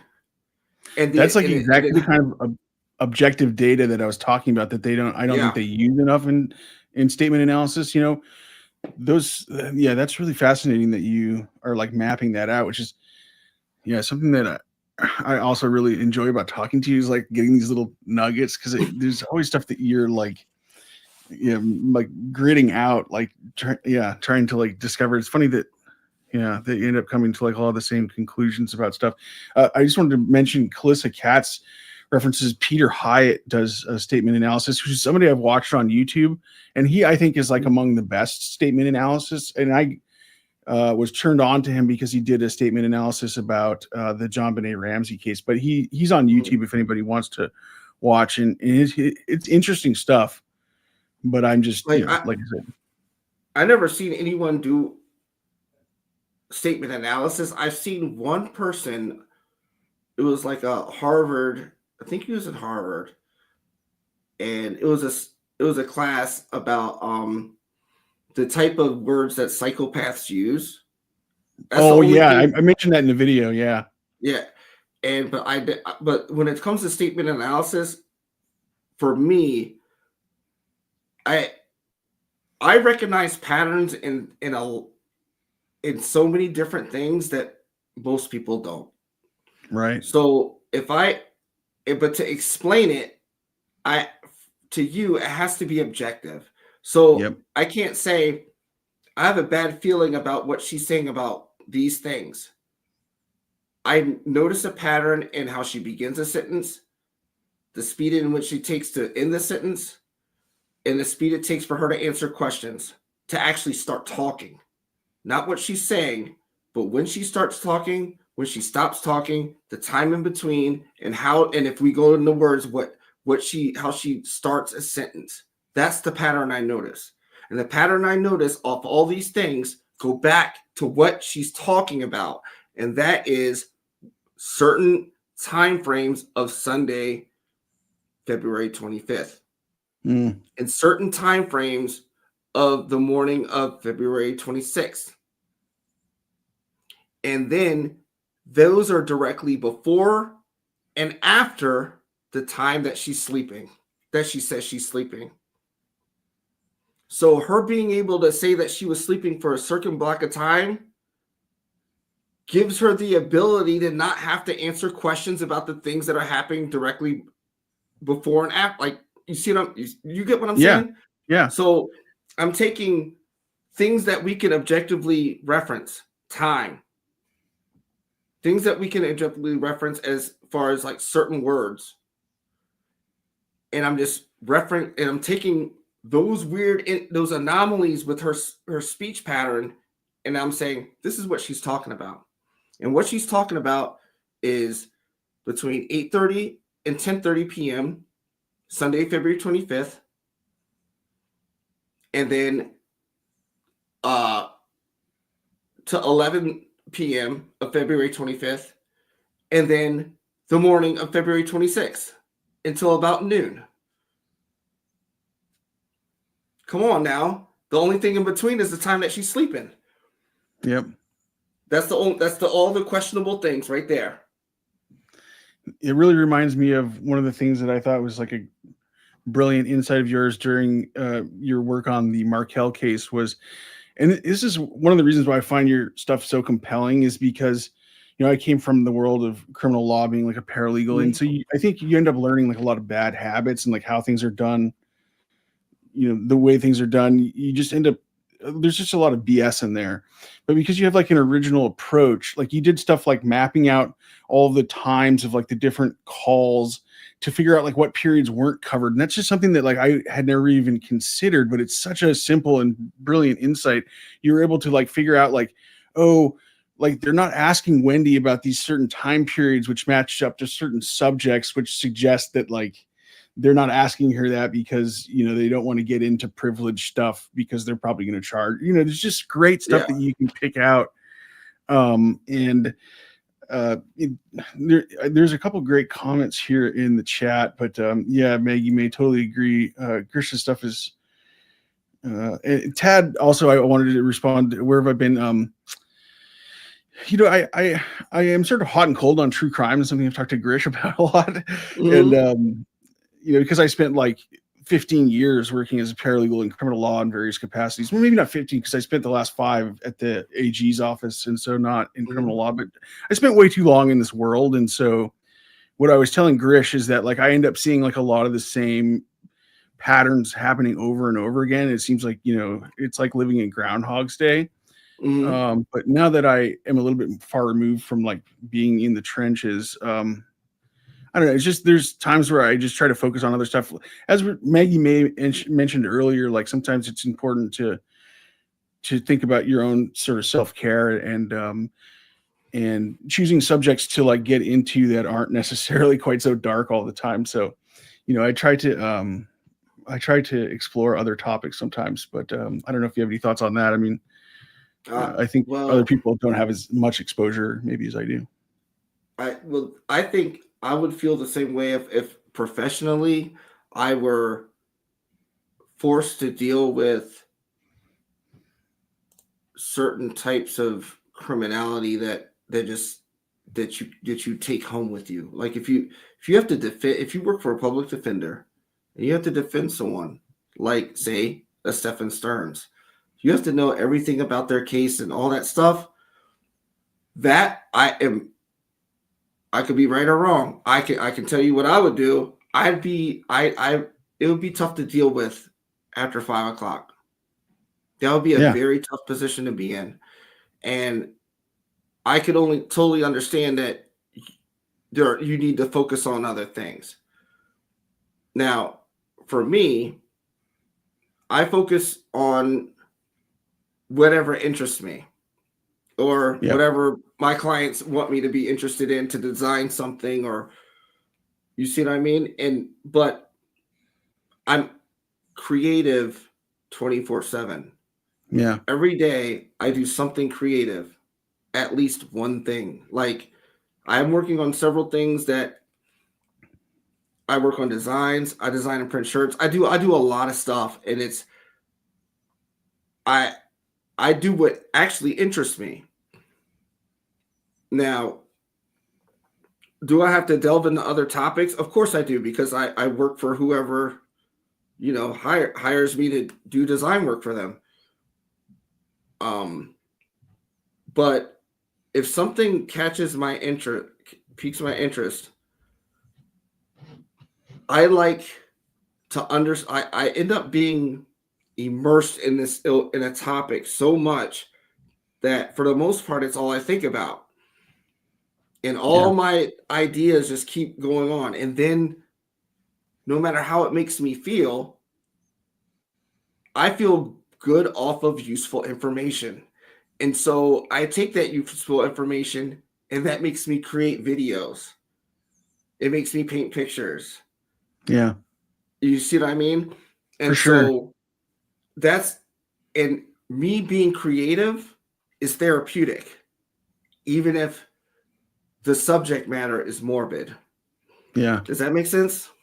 For sure. And I think sometimes when you follow your interests like that, you end up thinking like, oh, I have something that I want that I don't think other people are talking about that I want to contribute. Right. And I'm sure that comes up all the time for you. Like even, for me, I totally understand that there's things that I think about like that all the time that I have like crazy notes about that. Like I'll probably never end up doing it. I know I won't, because I just have like I have more material than I know what to do with this stuff. It's, and the thing about, you mentioned like working with like Stefan Stearns, I worked with like hundreds of guys just like that. I worked on literally tens of thousands of cases, including any manner of sex crime, child in need of aid, where, we represented parents where their kids are getting taken. It's just like, it's a, Calista was asking, is fashion and Grisch, are you going to talk about that in your next video? That was, let's see here, about 10 minutes ago. So I think we were talking about statement analysis at the time, I think maybe what Calista is referencing here is like the time periods where Jen was sleeping. I'm pretty sure that was what we were talking about then. I think Jin wasn't sleeping. Right. Jin was not sleeping. Jin had to be awake. Now think about if you're really into this case, think about what Stefan Stearns could do alone. I'm talking post-mortem. I hate saying that. But like everything that he did, from going up and down the steps and doing all those things, would it be easier to have someone looking around the corner, making sure no one walks up to the house, making sure no one comes out of their bedroom and does whatever? It'd be easier if you had someone as a lookout. Yeah, God. And I think that Jennifer not only was the lookout, but she's the narrative of this whole story that they've been spinning, trying to spin or whatever this whole time, because she's the one that's responsible for everything that Madeline has to do. Jin is responsible for her. So she knows the school thing, she knows the bedtime thing, she knows the nighttime and daytime routine and the medication and all that. That's her responsibility. So how can Stefan give that narrative for Jin to remember if Jin is responsible for that every day? That's why knowing the mundane stuff matters. You can figure out who authored the narrative. Yeah, Can it's I like answer that question around? Did I go off in La La Land? I think sometimes No, I this just is zone great. out. I zone out and then I'll say something and I'll just be like, I'm serious. Like it's I think when it comes to this, I have there's so much that I'll think about, and then I'm like, all right. I have complete ideas in my head before they become videos. They're complete ideas. And so when I'm making the videos, I'll hear something while I'm working on it, and I'm like, oh, there's something else that goes with this that puts this together a lot. It makes it more, makes it make sense a lot more. And I can still make it make sense to you guys. That's my main thing. Is taking what's in here and putting it on the screen to where it makes sense. I don't do like the category, like the 1, 2, like the stuff that I don't. You asked me something. You asked me if I watched a tutorial to make videos. Yeah. No, I don't. Yeah. I don't do any of that. I'm not following any formula. I'm doing what works for me to have you understand what's going on in my head. I can't learn that from someone else. And someone asked me if I could show like my process on how I make videos, things like that. And at first I was like, why would I do that?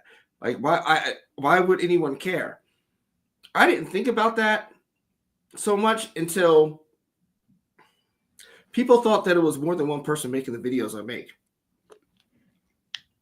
And then you saying something about if like Shakespeare or someone else like was more than one person. There's no way to verify if Shakespeare is a group of people or one person. But I can only imagine if someone said, because I've had people ask me, did you think of Nickelodeon?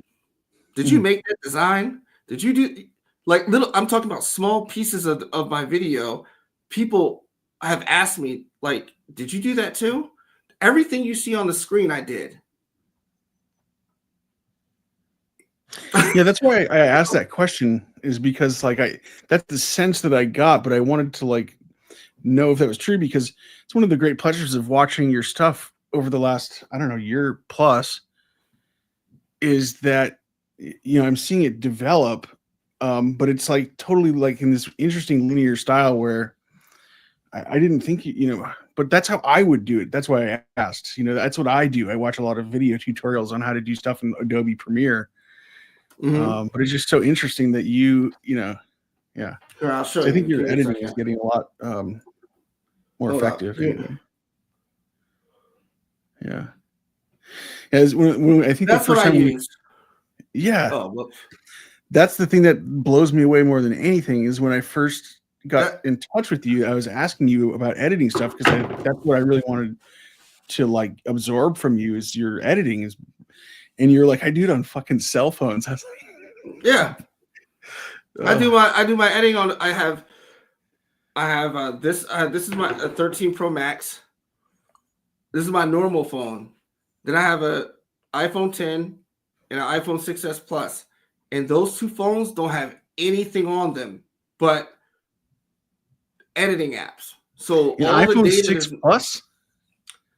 I can show you right now. No, I'm just I use Android, so I'm like, that's from like fucking 15 years ago. Yeah. No, bro. See, not quite that long. It's 2000. It came out into 2015, but I started just like I've been doing design since like 2016 full time, and I started doing videos by messing with the morphing app. That's why my morphing looks so crazy, because that's how I started doing videos, because I would present designs to future clients with catchy morphing videos showing different designs in different places that they've been showing how they all go together. And then I started, people would ask me to make little videos for them for like, just like for Instagram. Like they'll have some videos like, can you just do some, put some on it? And then it just went from there. But that's how I started doing it. It was on my cell phone. And that's why I still use cell phones to make videos. It's until so now, to me. Crazy. But like I have a MacBook Pro, but I only take the pieces of the like I'll do editing. I'll do like maybe 5 minutes, no more than 5 minutes of edited video, and I put it in the CapCut on the computer right here, and then I add the audio to the video. But all the visuals of the video, 95% of it is on my phone. Crazy. Yeah. It's just sort of a point that I've returned to a couple of times in our conversations, but this is why I find your approach so refreshing, is because you're what's referred to as, I believe, an autodidact. You're somebody that's taught yourself. Just sort of it's so refreshing for me from like hearing the same BS regurgitated on YouTube over and over again. And it reminds me, I was just thinking of the, I don't know if you've ever heard of Aphex Twin. He's a very influential electronica guy that's made like some really amazing. Before. But anyway, he uses his own software to make like his weird ambient. And so it's like something that, you know, you just get these insane approaches sometimes with people that are using completely unique tools that, you know, they've taught themselves how to. It's just, yeah, that's just brilliant, man. Thank you. Maggie May was asking, had a good point about the interviews with the folks that are Spanish speakers in the case, referencing something called the interference factor of the linguistics, which I mean, why didn't they use translators? I mean, must be many people available that speak Spanish in Florida to law enforcement. It's just so weird. No, they had Spanish speakers, and you know what? I think that most people, when it comes to in America who speak Spanish, there's going to be a factor of who speaks Spanish better, who does it. It's just the way it is, right? And people have even like said, "Oh, she didn't say that on what Jin's sister and the mom were saying." Now, there's so many different accents and dialects in Spanish.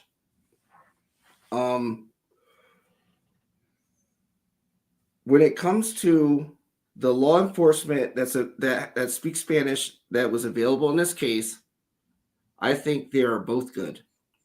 I think their problem was they didn't have a game plan for the commanding officer, that's the detective. Now, when I used to do like customer service and like debt collection, right? And if someone was working an account and the person was a Spanish speaker and it was their account to work, I would pretty much have to negotiate it the way that person wants. But before I get on the phone, I tell them, this is how it's going to go.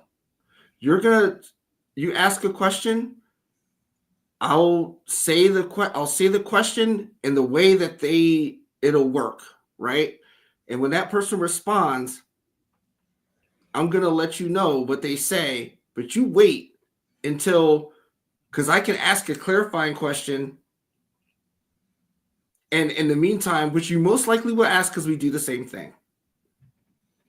The questions are the same because like if the Spanish speaker was on their own, they would ask the same questions if they were in the same predicament because they do the same job and they have the same training. So just wait a second and we'll work this.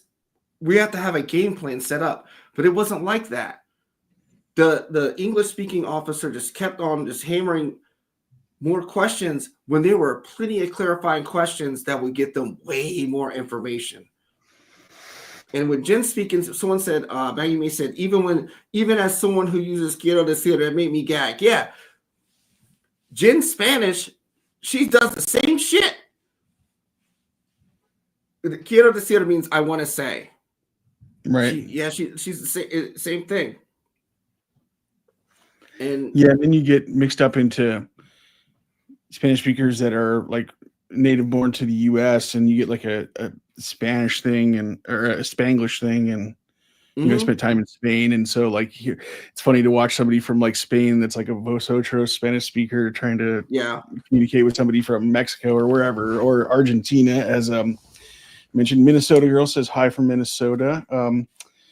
Maggie may have to admit, as an Aussie Spanish speaker with Chilean and Argentinian influences, I spent a lot of time in Argentina too, and boy, you know, different accent for sure. It took me like probably like a week to even be able to tune in, like even the vowels and stuff. It's so many different ways of, and especially with, I don't know the word for it, like inferences. There's a lot of inferences when people talk. They're trying to tell you something without directly telling you. And that's another thing that Jin SoDo's family does, is they're letting you know what's going on by kind of how they're, you know, and how they're moving around. And it was very clear. And I'm still editing the audio on this. When the cop asks, do you have a photo? Oh, shit. What happened? Hold up 1 second. Yep, no problem. Oh, I don't know. I got a weird notification to update us. I don't know. All right. So Jin, the cop asked Jin, do you have a photo of her? Now, most moms will have a photo of their kid, right? Most moms whose kid had a birthday party the day before would have a photo of that party, and photos of their kid for how many years. And she grabs her phone, and bro, I'm telling you, the vein in her forehead was like, it was like, and she's going through her phone, and you know what I do? I zoom right in on her phone, just, you know, like I'm zooming in. That looked crazy, but like she was looking. It was a strenuous task for her. That vein was pumping more blood to the left side of her brain. It was so crazy. I even put a diagram of her brain showing how it was pumping to the left. I did that. You'll see it. But like, I have a timer going from the time the cop answered that question to the time that Jin actually got a photo to the time that photo ended up in that police officer's phone. And it's crazy because she is stressed. And you know, her mom, and she's like, you have a photo of her? Her mom and her sister are back there like this, like knowing that she doesn't have one. And you can hear them laughing, like they giggle a little bit. They're like, and because she's struggling to find a photo, she has to go on Instagram and screenshot it. That's how they got the photo. Why do you think she doesn't have me? Is that just an expression of Jen's total disinterest in Madeline, or is there something else going on there? Exactly. Yeah. She doesn't care. She doesn't care. And then, so her mom was like, instead of her mom just like airdropping a picture, she's like, hey, dad or mommy, like it was from yesterday, mommy. Like, look in the pictures from yesterday. And her mom knows that she doesn't have it because she's just like this, like that. I'm like, oh, this is gold.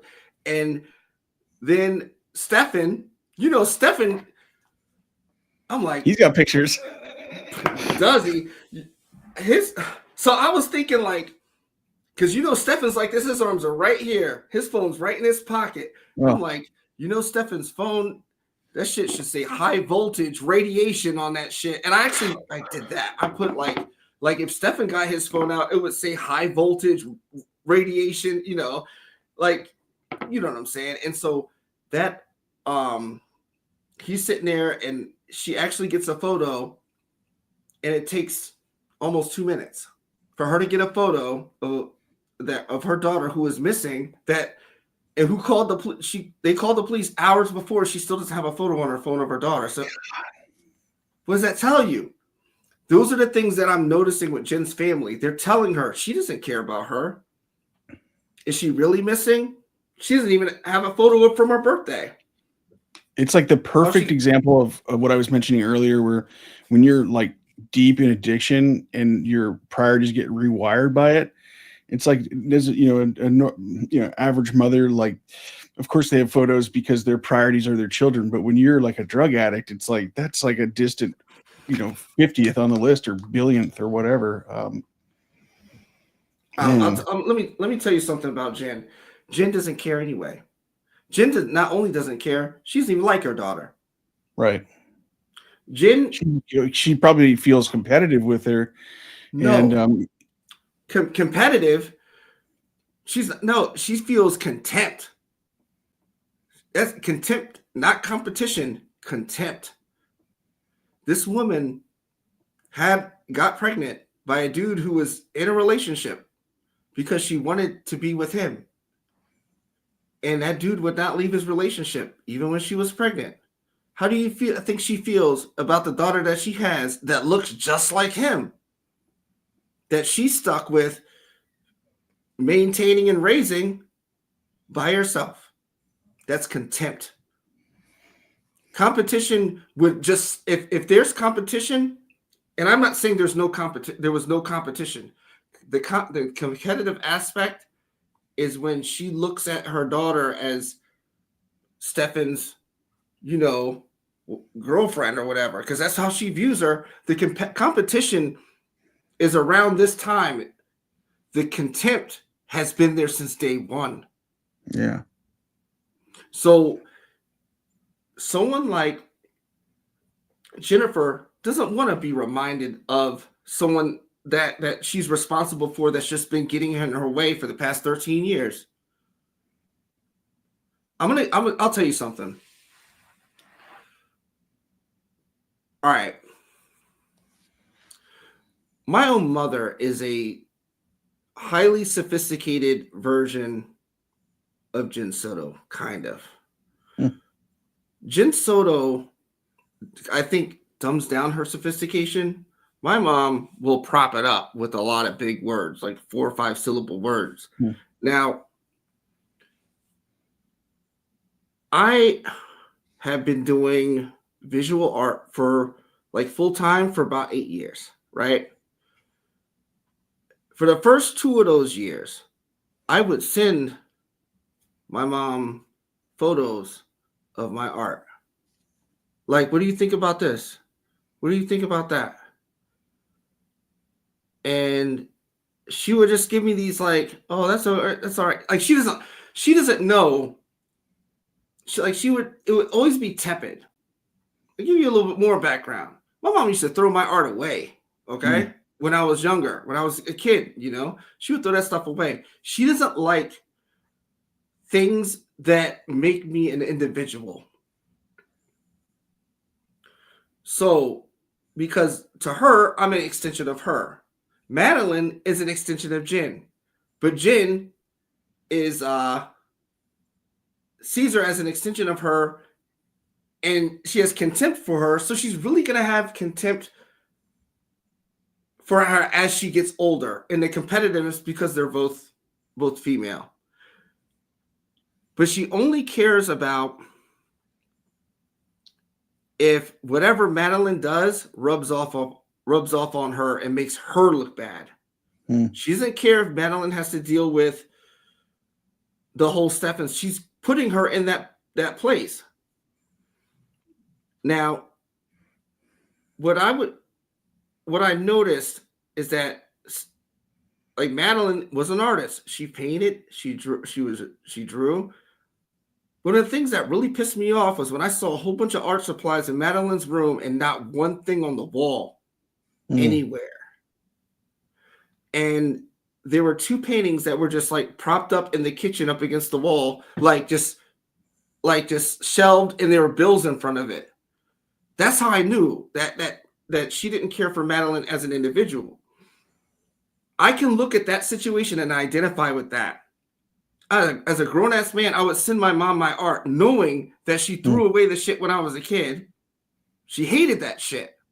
But you know when she started acting like she liked it? The moment when she saw my shit in the public, when she noticed that the shit the things that I was sending her, she saw other people wearing it and utilizing it. So now she wants to claim that, oh, I really love his creativity. No, you don't. No, you don't. You know what? How long has iCloud been out? Forever, right? So I was sending my mom like paintings, designs, all that stuff that she was only seeing from me. And one day, this is like 6 years ago, she's like, can you send me your designs and your paintings real quick? I'm like, why? Like I've been sending them to you for 2 years. She's like, I deleted them. Oh, you deleted them? I'm sending her like JPEG pictures. No memory. So you only want the pictures because someone that you met, their husband is an artist, and you want to be like, oh, my son's an artist. So you wanted me to send you 100 pictures just so you can show it off so it make you look good. This is what I see in Jin. Right. But it's different because it's a mother-daughter thing. But that's what I see in Jin. She doesn't care about Madeline as an individual. She really doesn't like it unless it makes her look good or it benefits her in some way. So she'll put Madeline in bad situations for the purpose of getting what she wants. And that's bars. Zany bars. Yeah. She's just a commodity to her. Exactly. Sorry to go off on that. That was a fascinating. That's what I see in her. That's what I see with Jin. And and another thing, when I was a lot younger, I'd say when I was like 11, 12, I was in this group therapy for kids that go, and like I wasn't at like, my mom married a dude that used to beat my ass, right? CPS used to come and all that shit. It was nothing like Stefan Stearns, okay? It was just like, this dude was small. He was a small guy, but like he wasn't how can I put it? You can't hurt someone once they get used to it. Things only hurt for so long, and then it's like, all right, you got to do something else, But after I got big, like you're not doing anything anymore. But I used to go to these group therapy sessions with abused kids. I don't want to put air quotes because these kids were going through some shit. All right. And a couple girls were in that group therapy with me. And at that time, they were Madeline's age. And a lot of the things, and I remember this very clearly, they were going through things that are very similar to Madeline Soto. And I have a little bit of an understanding of what that dynamic is because I heard it firsthand from girls of that exact age going through that exact same scenario at the time. That's another reason why I'm into this case.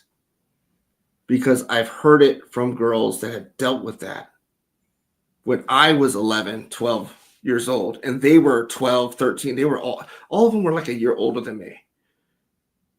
And I'm hearing this very detailed stuff that at that age, I didn't really understand. But as I got older, it's bad, yo. It is really, really bad. But in this scenario, it gives me insight like, oh, I can tell what's going on. Yeah, that makes a lot of sense. I mean, it makes a lot of sense what sort of would draw you to this case in the first place. The other thing I was just thinking about is, we touched on this at the beginning of the stream, but it's like I said, it's so hard to disentangle, what is from somebody that's a drug addict like SoDo, Jennifer, like what's the the drugs and what's the personality disorder. But it's like I think you have to have the personality disorder first to get into the drugs, and then it just becomes like a very increasingly toxic situation. That's something I was thinking about. I don't think a personality disorder can. I think there are certain personality disorders that are susceptible to substance abuse disorders, but I think there are substance abuse people that don't have personality disorders who have a substance abuse problem and develop the types of behaviors that you would see from someone with a certain type of personality disorder. Does that make sense? Yeah. That you will do certain things that you wouldn't do if you were just clean. If you were never gotten into substance abuse, you would be, you wouldn't do these types of things, but you will try to steal from people and do all just to get something because you feel physically that you need it. And in actuality, you do. You will do something for like just like you and I drink water. You might. Here's an example. Years ago, I was on the bus going to New York City, right? The little, the Chinese run bus. I don't know. You probably don't have it in Alaska, but there's a bus that goes from like Baltimore to New York City. I've been in New York. Yeah. Okay. So there's these buses run by the Chinese that they're like $60 one way. They're awesome. They're not the best ride, but they're cheap. So they would make one stop on the way. And they stop at a gas station or a rest stop, and you can get soda, whatever you need, and you're back in 10 minutes. I fell asleep, and I was like, I woke up and I realized that we passed the stop. I was super thirsty. I was like, I'm gonna die if I don't get some drink of water. And I'm like, there's no stops for another 5 hours, like 4 hours. I'm gonna die. And I go. Like, it seemed like no one spoke English on this bus. I heard so many different languages. None of them were English or Spanish, at that moment. I was just like, $20 for the person who gives me the bottle of water. Bro, 3 bottles of water got thrown I was in the back of the bus. They just threw them back there. Who threw the first bottle? $20. I'll give you $10 for the next bottle. That I wouldn't pay. The point I'm trying to make is, I wouldn't pay $20 for a bottle of water. Would I? No. Normally, I can just run the faucet. I got a Brita. Just run it through the Brita. That doesn't cost anything. But at that very moment, I needed water so bad, I paid $20 for it. Such an effective framing because it doesn't sort of cast judgment on the person. And that's what I was trying to say, but less eloquently. Yeah. It's like, when you put drugs into the mix, it changes, your sort of biological priorities. And so, that's one of the reasons why I was saying that, like, when people like you that have like body language experts or statement analysis or any of these sort of things on YouTube, like they don't know what's on board with these people if they're on drugs and stuff. So that's why I'm saying it's like, I think it's much more complex than that. And there's factors that are not accounting for. I think they never do that. All those people that are body language experts that I've noticed that are on YouTube are military and law enforcement, and they're trying to get a certain kind of information from them, right? Like the people that end up getting arrested, that gets hi Maya. If they get arrested, these people aren't. They have to, like, it depends on why they're being questioned, but like military, they're interviewing terrorists and stuff like that. Come on, with the translator too. Like usually, I think there's so much more going on to these people than just if they shrug one shoulder versus two. If they look to the right or look to the left. There's way more to that. I mean, I commend what they do, but like, just from what I've realized while working this case and others, and being able to figure out, getting to the, not necessarily the truth of the matter, but like to understand what, I think they only care about if someone's lying. If they're telling the truth, all right, cool. If they're lying, me personally, I don't care. If a person's talking, that's all that matters to me. It's the bigger picture. They're looking at one answer, whatever they're doing. There's way more cumulatively, there's way more information if you take all of that and just work in the opposite direction. Take all those little actions and see what they're talking about and what question you ask them, not what they're doing when they answer that question so much. I don't know. I think there's way more to be learned from that. It goes back to the whole profiler stuff. Yeah, I was just thinking about that. And I was just thinking about, like, I'm not aware of any law enforcement organization that like does timelines as standard practice. I mean, it just seems like such a valuable insight, that because like there's so many things that, you know, in the videos that you've done on Mark Hill and Soto, where just by sort of going through things step by step, and like I said, sort of putting them on a grid like a visual artist would, there's just things that you notice that you would never see otherwise, you know.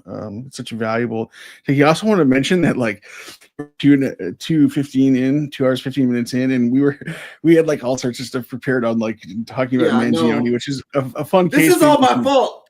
No, this is all my fault. This is so much better than than going from one topic to another, and maybe we can do that on another stream or something, because I think there's a lot of interesting stuff to say about it that I think maybe we'd have some unique thoughts on it. But I just wanted to check in with you, see how you're doing. I can go like another 15 minutes or so. Yeah, I don't like to do streams that are like too long, just because I feel like I kind of get punchy after a while. But yeah, we can wrap up and just sort of check in. People gotta go work. People have things to do. Yeah, I can ramble. I can ramble, as you can see. I love listening. So, and tangents. I don't like going off on tangents like that, though. I think what I've been trying to do is like look at the clock and see, like, all right, how long have I been talking? But then I forget about what time I started talking, and I'm like, shit, did I just go? I don't know. I'll get this thing. I think the practice makes perfect with this, and I think I'll like the more we do this, the greater I know I'll improve, because it seems like you got it. I don't at all, and I just get. But I have so many ideas I just want to like talk about, and it's like one thing leads to another, you know. And for me, this has been by far the most comfortable stream I've done, just because I find it incredibly enjoying to listen to your thoughts on stuff and sort of like get the director's commentary on stuff. But one of the things I was thinking about, just sort of wrapping up on, we touched just very briefly on part 3. Was there anything that you wanted to talk about, like in terms of your plans with the Soto videos, or like other things that you're thinking about covering? Maybe we could. Right now, I've just been working on part 3, and part 3, mainly concerns the timeline. So like, it starts off with actually discussing the timeline. And so what I've done is I've taken the parts about the speech pattern of Jin SoDo, and I break down the time, what she's saying as far as the incident itself. And I backtrack into the paper towel part, where she goes into everything. But when she goes into things, I'll tell you what else is going on. So when she says, I met Stefan at work, and I already told you that she worked for Stefan's father. Yeah. But I'll also show you an interview with Jin's ex-husband, who says they were married in 2015 and they got divorced in 2017. So not only did you work for Stefan's father, that's where you met Stefan, but there's a good chance that you were still married when you met Stefan. There's a good chance that you got a job because you were getting divorced. Because you don't like working or doing anything. You like sitting on your ass eating benzos or doing whatever. And I'm trying to give the framework of how this was able to happen to begin with in terms of just the meeting. This isn't all like, I know a lot of people just talk about Stefan and then like even put Jin as a bad mom. No, like Stefan is with Stefan the whole time. Jin has been Jin the whole time. It's just they're worse together. Yes. Unholy combo. So when you see these traits in Jin, it's obvious she just wants male companionship. She lost male companionship when she got divorced. She needs new male companionship. She needs a job. She gets both at her new job. And so then I show you, okay, she lived here.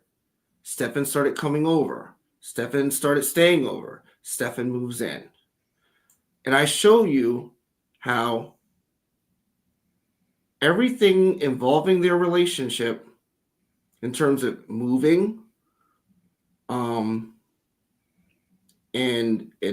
other things don't change the relationship status. Yep. Even though they live separately, 3 hours apart. Oh, there's nothing about the relationship that affects them as individuals. That's weird because when you're in a relationship, if something happens in the relationship that affects you as individuals, everything that affects that would normally affect the relationship, as far as location, being far apart, having to move, that's affected by other people. Even the status of their relationship is affected by other people. Because when they were still together, they were living together, and Madeline asked, this is what Jin says in an interview, are you guys broken up? Jin says that they were already broken up for 6 months. But she didn't want to tell Madeline that. But it just so happens when she admitted that they were broken up, that Stefan has to move out. You see what I'm saying? Now, yeah, this is like all. Right. Now, get this. You take the end of their relationship and how it was narrated, put that to the beginning of the relationship. You have Stefan's mom who knows everything about when they were together, that's crazy. And I showed you how she would know that based on them knowing her before Stefan knew her because they hired her. So when you put that, their end of the relationship, how they broke up, but they were still together, and you put that toward the beginning of the relationship. Every step in their relationship is only to justify Stefan's proximity to Madeline. So if they're working together and Stefan, say if from the outside, if you see a man with a woman who has a child and the child's not his, and he's around a lot, people ask, oh, is that your boyfriend? Yeah. Okay. So it becomes, it goes from a friendship, but now it has to become a relationship because he's there all the time. He's staying over. So it justifies his proximity to Madeline. So if he's staying, if you're in a relationship and he's staying over, it justifies him being there. But now, how do you justify him being in close proximity to Madeline when Jin's not there? Is to have him move in. Right. You're in a relationship and he moved in. So now Madeline can be alone in Stefan's presence because he lives there. But then take that toward the end of the relationship. they're supposedly not in a relationship, according to Jennifer, but Stefan lives there.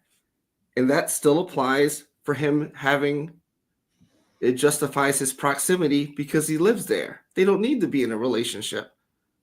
But after a while, if you're not in a relationship, why is he there? So he has to move out. Yeah, this is like so many of the areas that I've been thinking about the most. I'm really glad that we touched on this because like I was like the things that I was like really thinking about after watching the first couple videos. There's like the start of the relationship, the parents, why they would hire Jin SoDo, all the moving around. Because like when Soto's talking to the police, it's like the timeline of like where they were living. It's just like it's so strange, and there must be explanations along every step of the way.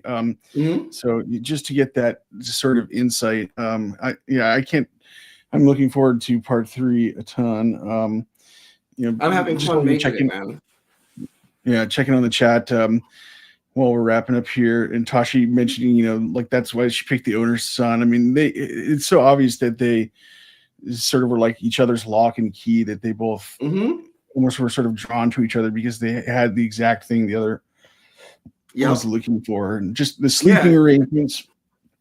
That's crazy. That is crazy. Like that blew my mind, and just by Jin talking about it as if it were normal, that really blew my mind. It's just like this is.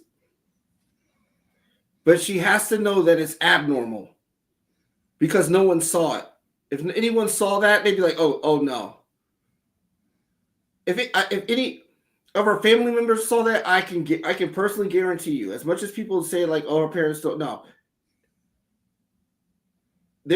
I guarantee you that one of those people in our family would have took him out.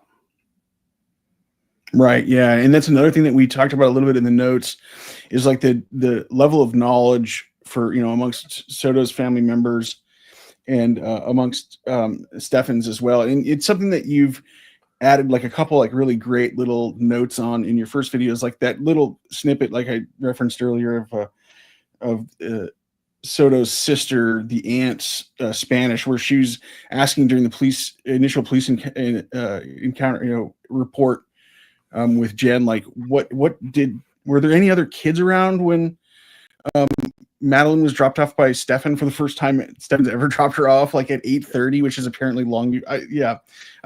Maya, exactly. Michelle Dematis, hopefully I'm pronouncing that correctly, says hi, Grisch. And you know what I did? It's always great to see Michelle, name, like Maya Rodriguez Swords and Esquire. What's that? Yeah, Michelle. I saw her comment and I asked my girlfriend's Italian, like Italian, like Italian passport Italian, and I think it's Demetis. If she was here, she would tell me. But I always try to get the pronunciation of people's names right, because I think it's offensive to say their name and it's not, pronounced correctly. So I try to get the pronunciation of the name right. I just can't really remember it. I just want to make sure I'm not pronouncing it like in Spanish and. Right, and that's a difficulty I think for anybody that's more familiar with Spanish. Is anyway, we touched on the issue of like what was in it for Jen to provide access to Maddie, and your instinct is pretty much on the money. We discussed it, I think, in the beginning of the stream. Maggie confirming that, Kathy talking about how Grisch has everything figured out, and thinks that Jen is complicit as well, and I'm just really sort of looking forward to seeing how this develops. Hopefully Jen will be charged. Michelle also wanting to know where part 3 is, and Grisch mentioned earlier that he's working on it. Deep dives is what we're all about. So I think we're right at about 2 hours 30 minutes. And was there anything else that you wanted to touch on, or how are you doing? I'm doing all right. You want to talk about what you're working on? I feel like I always like just go off, and I feel so bad that I'm doing that, but you shouldn't, because this is like so much more enjoyable for me. And there's a lot that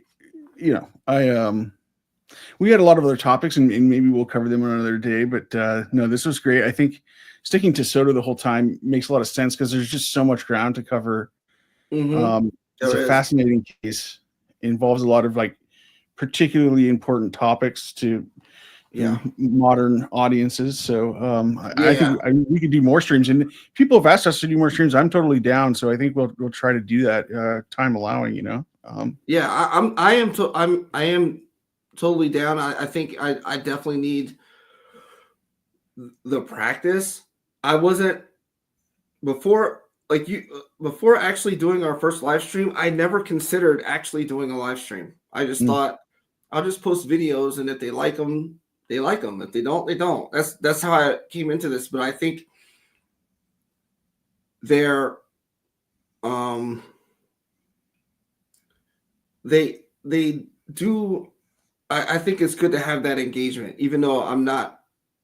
You know what I mean? I'm not used to engaging with like in real time, like engaging with people about what they think about the case, and it actually helps me out with understanding how other people understand the case, because it helps me in figuring out how to convey the information.